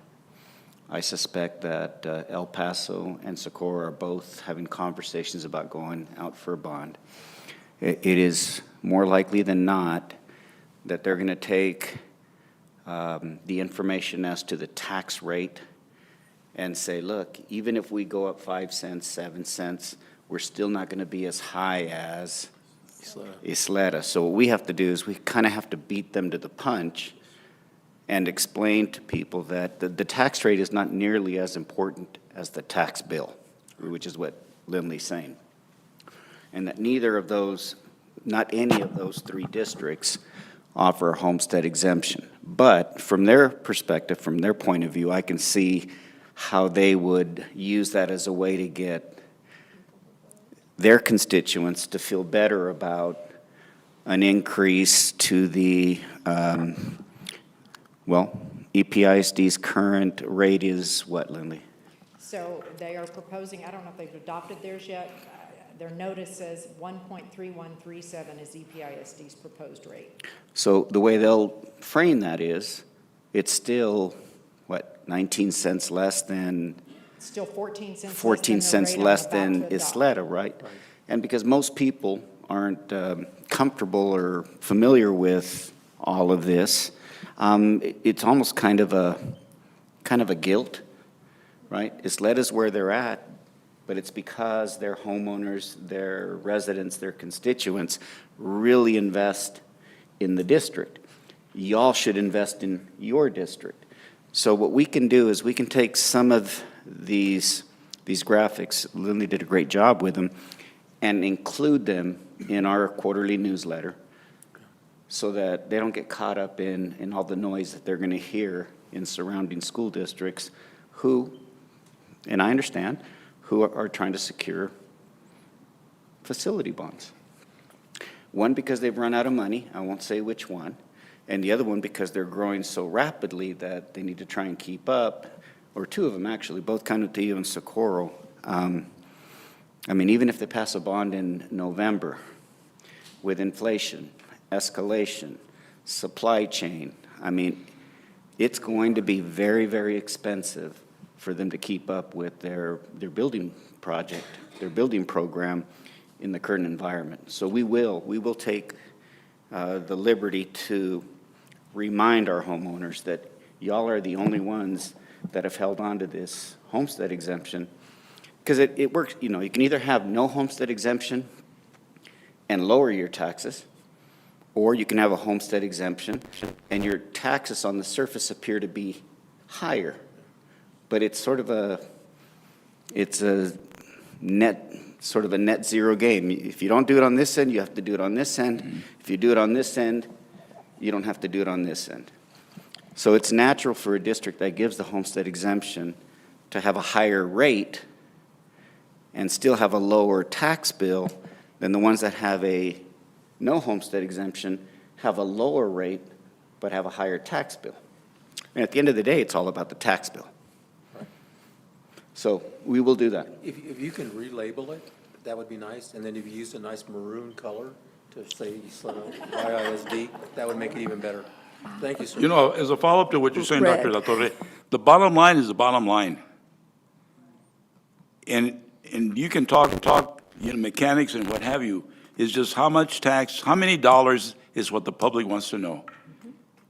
Not and I know it's important, I'm not knocking down the exemptions. What am I paying? What's the bottom line here, guy? And I feel that we owe it to our district. Look at all the, I go back to the confidence they've given us in the bonds to put our schools where they're at. And we're not there completely, but we got to share that responsibility of their loyalty to us. We have to in turn and give that loyalty to them too. I really strongly feel that way. And keep in mind, we're going to lose out. We're carrying the lowest tax bill with over $800 million of debt, right? Can you imagine if we hadn't gone out and passed a bond in 15 and passed another bond in 19, we wouldn't even be in the same galaxy. Well, I came on in 15 when everything was beginning, and I thank the Lord that he put me here because I was all for it because of the necessity. You guys with me and what have you. We'll include a section in the newsletter on just reminding our community, A, that we're grateful that they've been so supportive, B, don't drink the Kool-Aid. You still pay less taxes to your school district than anybody else. And that will be even more true if these other school districts pass a bond, which will be a challenge under the current environment. And then you got the hospital, I think, is going out as well, so. Yeah, but the hospital is not going out for bond. Go ahead and tell them what that is, because it's I not. don't have all of the details, and I couldn't compare what they're doing because they have to sell the debt before I can see what their rate will be. Well, But- what they presented at the meeting I was at is that the voters are not going to get to vote for this. The voters are not going to get the choice. It's going to be the county commissioners. They are going to be the ones who decide whether this passes or not, and it will amount to about, of course, they played it down. On the paperwork, it said $15, $15 more some way or another, and then a month, I guess, $15 more a month some way or another. And then, but then they said that it was going to be, they actually said, no, it's 10, it's 10. And so you're gonna, it's your Starbucks, it's this that you can do without so you can pass this for the hospitals. It's not a bad cause, I'm not saying that at all. I think that hospital care, and in this case, it's for people who can't necessarily afford, because it's through the University Medical Center. So we need to take care of our community. It just seems a little bit of a shame that they don't trust the public to understand that and let the public vote yes and support it. So that's my take on it, but yeah. You actually make a good point when you say that they're telling us that your bill will go up $10 per month. But how do you know that if you don't know what the home is worth? It's what's the bill at the end of the day, and that's determined by the home value, the exemptions that are applied to it. And keep in mind, what I've showed you today are the standard exemptions and our 20% optional. Obviously, there are exemptions if you're over the age of 65, if you're disabled, if you're active or retired military. There are a variety of those, but they apply to almost everyone. So today we only looked at our 20% because no one else has one like it, and then the standard homestead exemption. So those are good points. I visited one of the other meetings regarding the hospital, and the reality that we're confronted now is that we've built, for example, the Children's Hospital, and the community got behind it. Well, along the way, there's an inherent cost that have continued going. And the reality of this community is how many people are uninsured. Let's face it, don't kid yourself. Now, the apathy also is in the voting process too. But the fact is, now we're stuck with a situation, and they're leaning more towards, letters of obligation. Certificates of obligation. Certificates of obligation, which kind of gives you the in around on getting a bond, but it's a very difficult issue. Now, what do we don't have a complete cancer center here. You either go to was it Lubbock or Phoenix, and those are the things that this community needs. But I think the community also has been kind of put aside informationally speaking. And this is where the transparency, from my perspective, needs to be put, whether it hurts or not. You got to let the company, the guys on the street, this is why we're at where we're at. Mr. Haggerty. I want to thank you. And the only comment I wanted to add is while we're advertising to the community about having the lowest tax rate, and also being the only A-rated district, that we can also maybe let those unfortunate enough to live outside the Ysleta district, remind them that we're still open enrollment. Absolutely.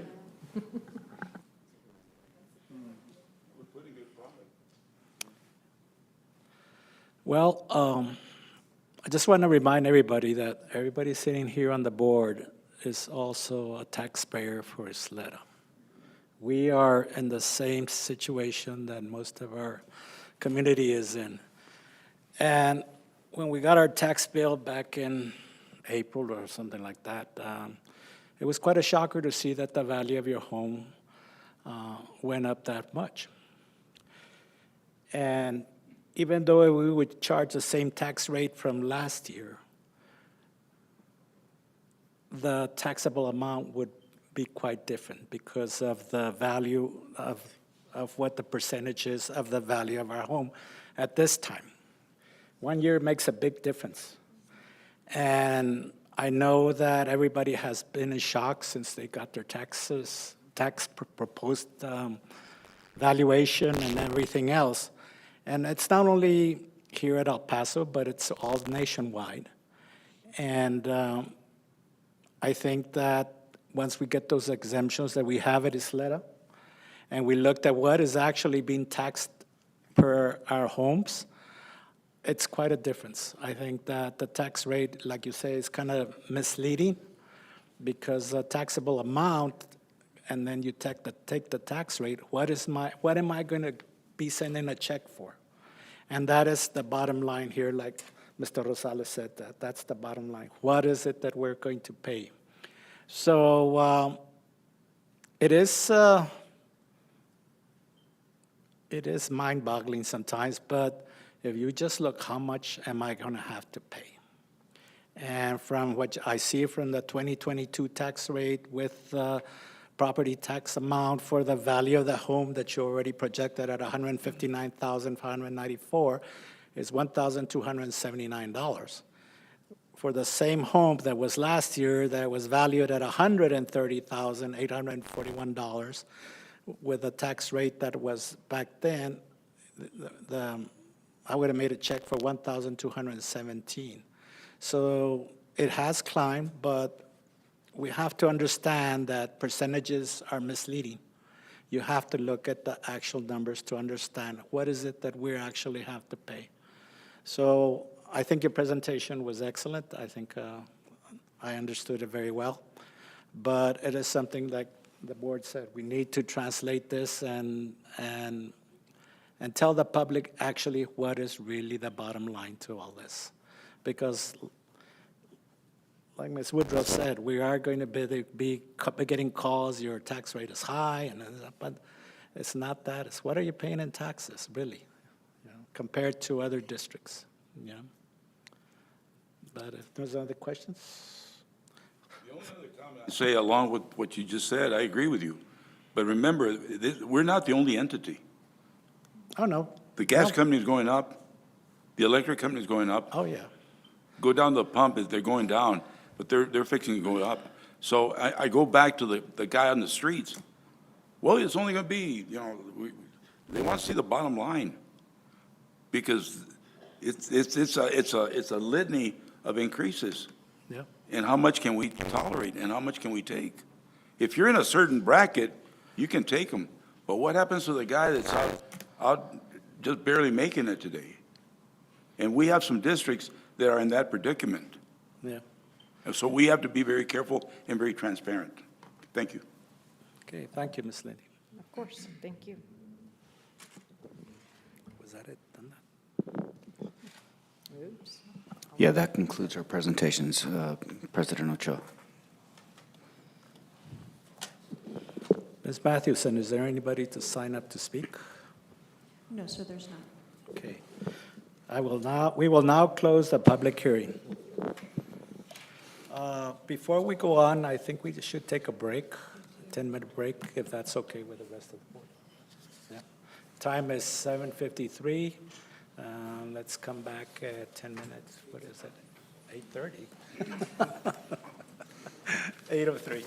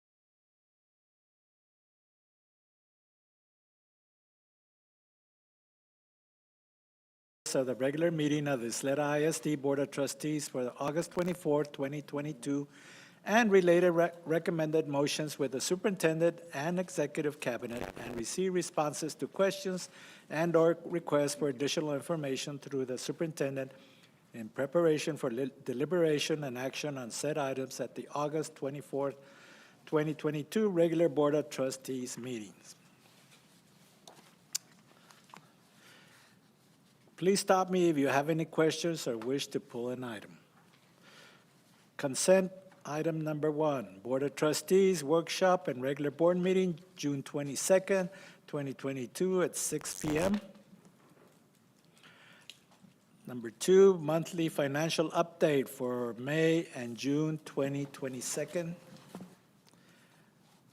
Number 3, donation to Fine Arts 2022 Arts Alliance event from Olivas Music.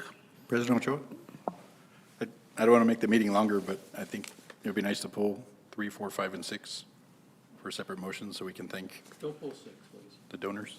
We were just going to, I think that one of the ideas that they put out there is that we just say our thank yous as we're doing the reviews, and then we don't have to pull anything. That works.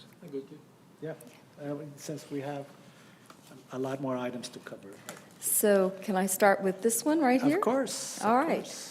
I'd like to say thank you to Olivas Music for the citywide Fine Arts Teacher Professional Development Day. That really was a blessing to all of those teachers, and I just want to say thank you. We appreciate your donation. Yes, I also want to thank Mr. Olivas. I know him personally, and I think he's doing a great job in keeping our fine art students, with his store and his instrument and his support, everything else, but this donation really speaks for itself. Thank you.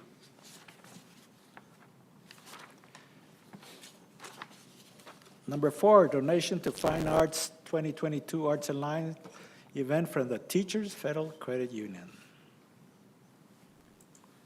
Anybody want to say it?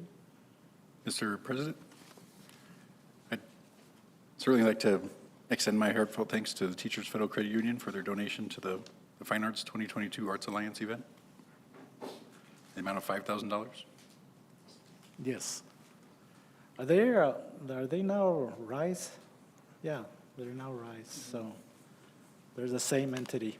Well, thank you very much for your donation. Again, the support of our fine arts programs is really something that, in fact, I plan to be out there on Friday to go see some of our bands already in action. Thank you again. Number 5, donation to Pasadale Elementary School. President Ochoa, we'd first like to thank the GECU Foundation and their entire team that came out and spent the couple hours with our students doing the backpacks, and I love their energy. They were just really great. I also like to thank State Senator Blanco, who was also our host that day as well, who came out and with his folks, with his staff, were part of it. We had some of our other community partners there, AT&T, and I'm trying to think of who else was there. But special thanks to GECU on behalf of our community. We're so grateful for their support. I think it's just something that our parents and our kids have that is supported by these great organizations, that they don't have to worry about the cost of providing this support. Thank you, GECU. Number 6, donation of athletic equipment. President Ochoa, we'd like to recognize this donor for his gift of the athletic equipment to the school and creating more opportunities for our students for conditioning and for competition as well. And thank you so much. Yes, sir. Thank you for this donation. I think it just speaks volume for what our community thinks of our schools and our students. It's just good to see these kind of donations that help our students, whatever they need. As far as here, it's athletic equipment, which I'm sure is very appreciated by Ysleta High School. Thank you. Number 7, request of the Texas Education Agency for class size waivers. President Ochoa, I'm just curious, how many classes are we talking about, Bobby? Thank you. We have 10 campuses and 11 classrooms in total. Okay, 10 campuses, and 11 in total. Okay, thank you. My pleasure, sir. Number 8, approval of 2 teacher certification waivers. Number 9, ratification of YISD contract number 202-30013 with Region 19 Head Start. Number 10, approval of YISD contract number 20220-280 with Texas Tech University.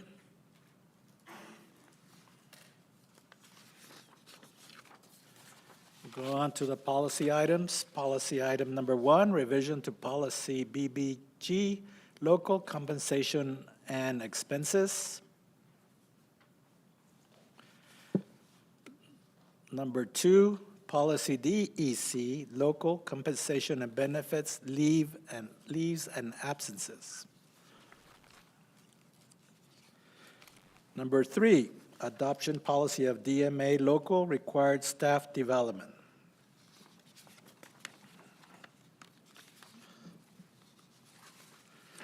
Number 4, revision to policy EHAA, local basic instructional program, required instructions, all levels. Number 5, policy EHB, local curriculum design special programs. Number 6, adoption of policy EHBAA, local special education, identification, evaluation, and eligibility. Number 7, revision to policy EHBB, local special programs, gifted and talented students. President Ochoa? Yes. I just had a question as to why that language was struck out on page 3, I think, about reporting to the state. Why it was removed, is that what you're? Yes, ma'am. Because the legislation no longer requires it. There was legislation passed that took out that requirement, so there is no more reporting to the state. How does that affect the GT program, or does it? I think that depends on whether there's any changes to the program itself. And this policy doesn't change the program, it just changes whether we're required to report or not to the state. The state still has a plan, doesn't it? I cannot answer that question. Yeah, this does not change our program, our GT program here. We continue to comply with all the state requirements. I think it's just a legislation that they don't have to report it to them, but we continue to comply, and it doesn't affect our GT plan. We still update it annually through our task force and other sources. Thank you. Number 8, revision to policy EIF, local academic achievement, graduation. Policy number 9, policy EMG, local miscellaneous instructional policies, non-service animals.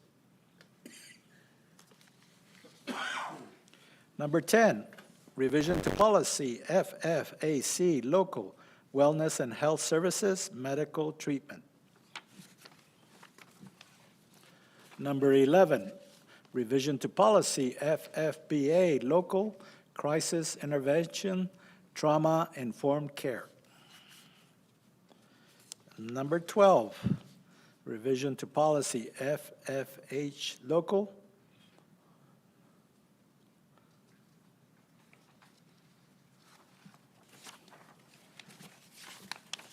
no questions on that. We'll move on to the action items. Number 1, order setting tax rate 2022-23. Number 2, Ysleta ISD delegate and alternate designation for TASB delegate assembly. Number 3, modification to 2022-2023 compensation plan. Number 4, annual approval of professional development plan. Number 5, award of phase number 4, solicitation number 222003, RFP BP 1907, Riverside High School, CTE additions and renovations. Number 6, award of phase 3, number 3, solicitation number 2200, let me say that again.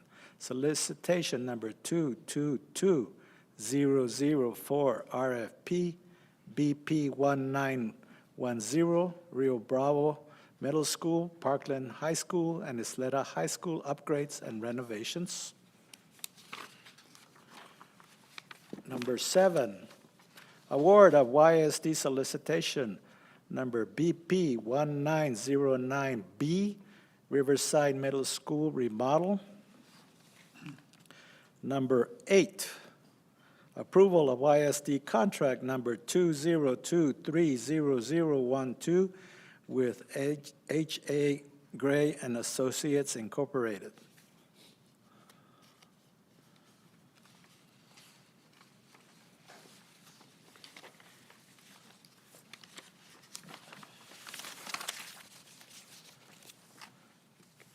All right. The order of the agenda has been approved. May I have an electronic motion? Consent agenda items listed on the agenda as recommended by the administration. Mr. Ms. President, Woodruff. I move to approve the consent agenda items listed on this agenda as recommended by the administration. I have a second by Mr. Mustillos. Please cast your electronic votes.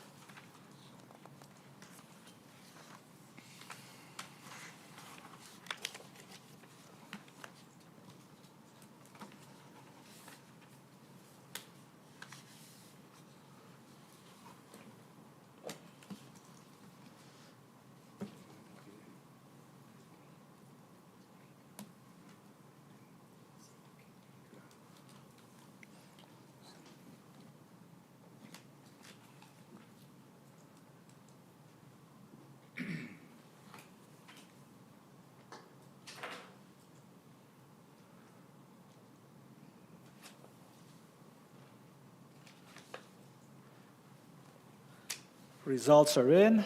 6 in favor, none opposed.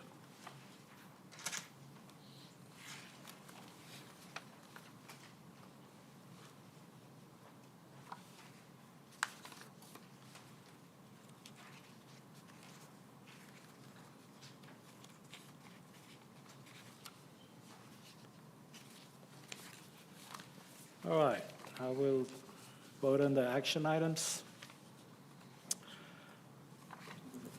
No, No, policy. did I? We didn't pull any. Oh, okay. Sorry. I jumped. Policy items, the order agenda has been approved. May I have an electronic motion on the policy agenda items listed on the agenda as recommended by the administration?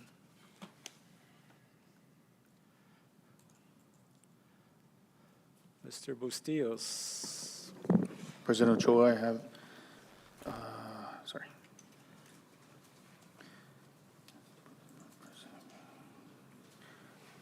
I move, President Ochoa, I move to approve the policy agenda items listed on the agenda as recommended by administration.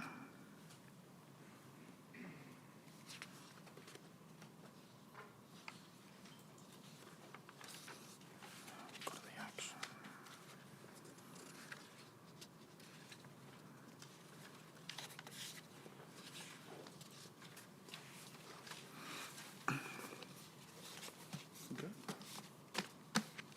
Results are in. 6 in favor, 0, none opposed. Now we can go to-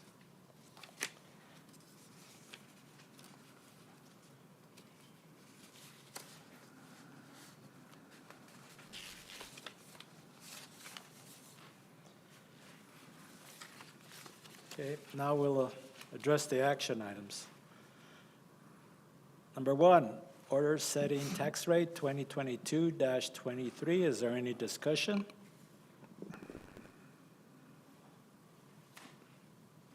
If no further discussion, may I have an electronic motion? Mr. Bustillos. President Ochoa, I move to approve that the 2022-2023 property tax rate be increased by the adoption of the tax rate as set forth in the action order, attached order, including separate components for maintenance and operations of 0.9839 and debt services of 0.475 for total of 1.4589 per $100 valuation, which is effectively a 15.77% increase in the tax rate.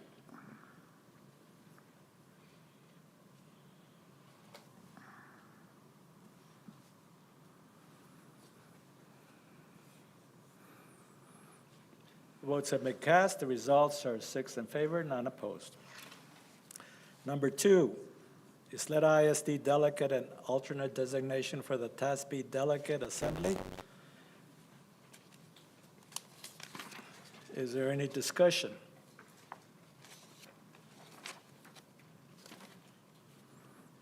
If not, I move to nominate Trustee Bustillos as delegate and Trustee Lucero as alternate delegate to serve as the board's voice in the TASB Delegate Assembly. May I have a second? Oops, I should do that.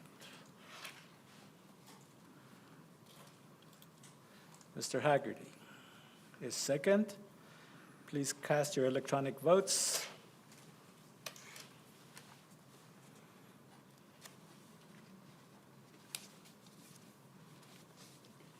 Results are in. The results are 6 in favor, none opposed. Number 3, modification of the 2022-2023 compensation plan. Is there any discussion?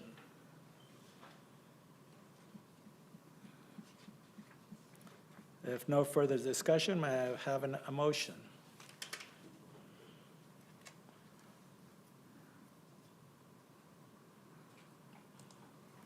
Mr. Bustillos.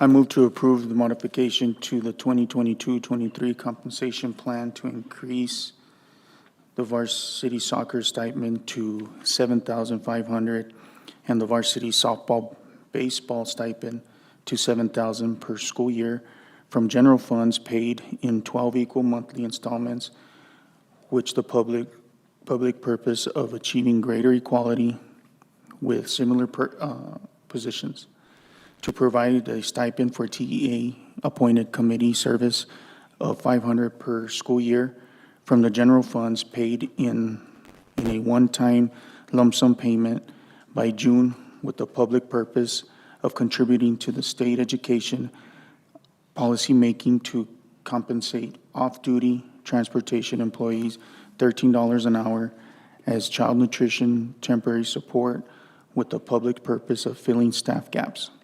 To increase the part-time initial auditor hourly rate to 15 hours with the public purpose of achieving equality with positions with similar qualifications and increasing all part-time adult employee rates to a minimum of $13 an hour and all non-teacher substitute hourly rates to a minimum of $13 an hour with the public purpose of filling staffing gaps. I have a second by Mr. Ramirez. Please cast your electronic votes. Results are in, 6 in favor, none opposed. Action item number 4, annual approval of professional development plan. Is there any discussion? No further discussion. May I have a motion? Ms. Woodrow.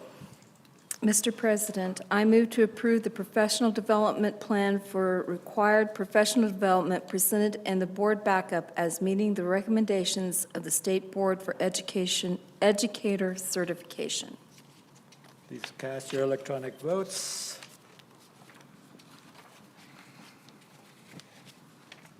Results are in 6 in favor, none opposed. Action item number 5, award of phase number 4, solicitation number 222003, RFP BP 1907, Riverside High School CTE additions and renovation. Is there any discussion? No further discussion. May I have a motion?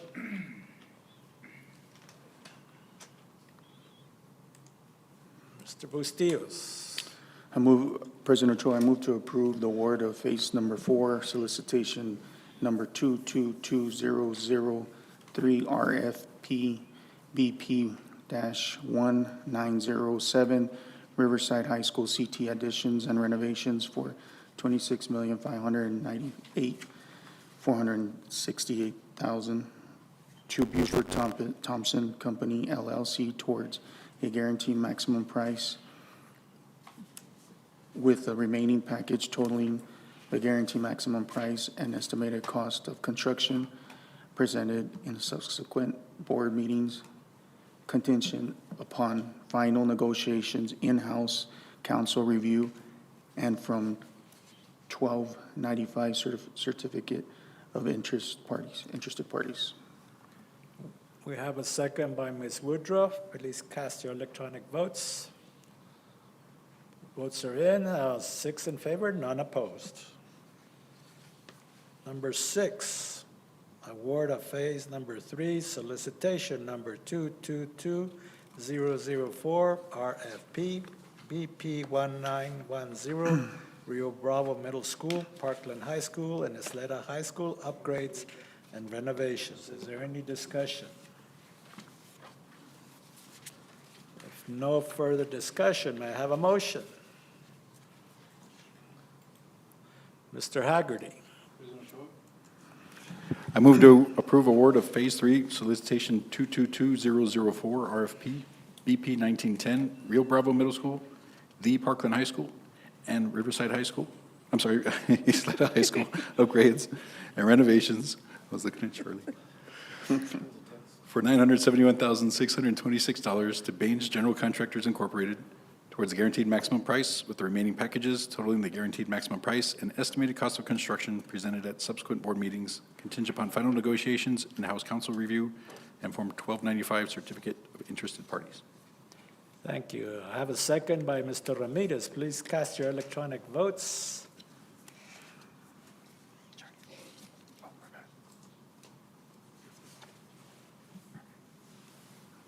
Votes are in, 6 in favor, none opposed.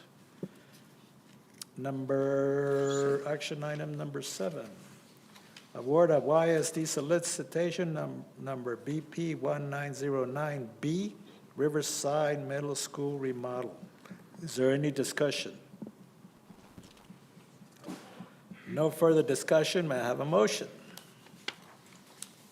Mr. Bustillos. President Ochoa, I move to approve award YISD solicitation of BP 1909B, Riverside Middle School remodeling with Baines General Construction Incorporated for the amount of $9,135,300, contingent upon negotiation, in-house counseling review, and Form 1295 certificate of interest parties. I have a second by Ms. Woodruff. Please cast your electronic votes. Votes are in, 6 in favor, none opposed. Number 8, approval of YSD contract number 202-30012 with H.A. Gray and Associates Incorporated. Is there any discussion? If no discussion, may I have a motion? Mr. Rosales. I move to approve YISD contract 2023-0012 with, oh, shall I start again? Yeah. Okay.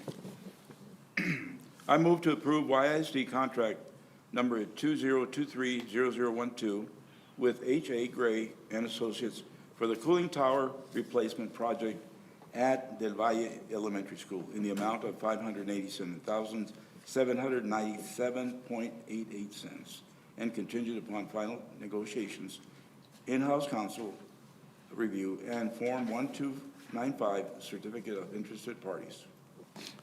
We have a second by Mr. Bustillos. Please cast your electronic votes. Results are in, 6 in favor, none opposed. Okay, that's all the action items. At this time, the Board of Trustees had determined that a closed meeting of the Board of Trustees is required to discuss the items set forth in the posted agenda for this date. Such a closed meeting is authorized by the Texas Open Meetings Act, Texas Government Code Section 551.001, including but not limited to the sections and purposes covered by the following section of the Texas Government Code 551.071, 72, 73, 74, 76, 82, 127, 821, 83, and 84. Should any final action, decision, or vote be required with regard to any matter considered in closed session, the final action, decision, or vote shall be an open meeting at a subsequent public meeting with notice. The board will now go into closed session in the Rio Grande Room at 8:34 p.m.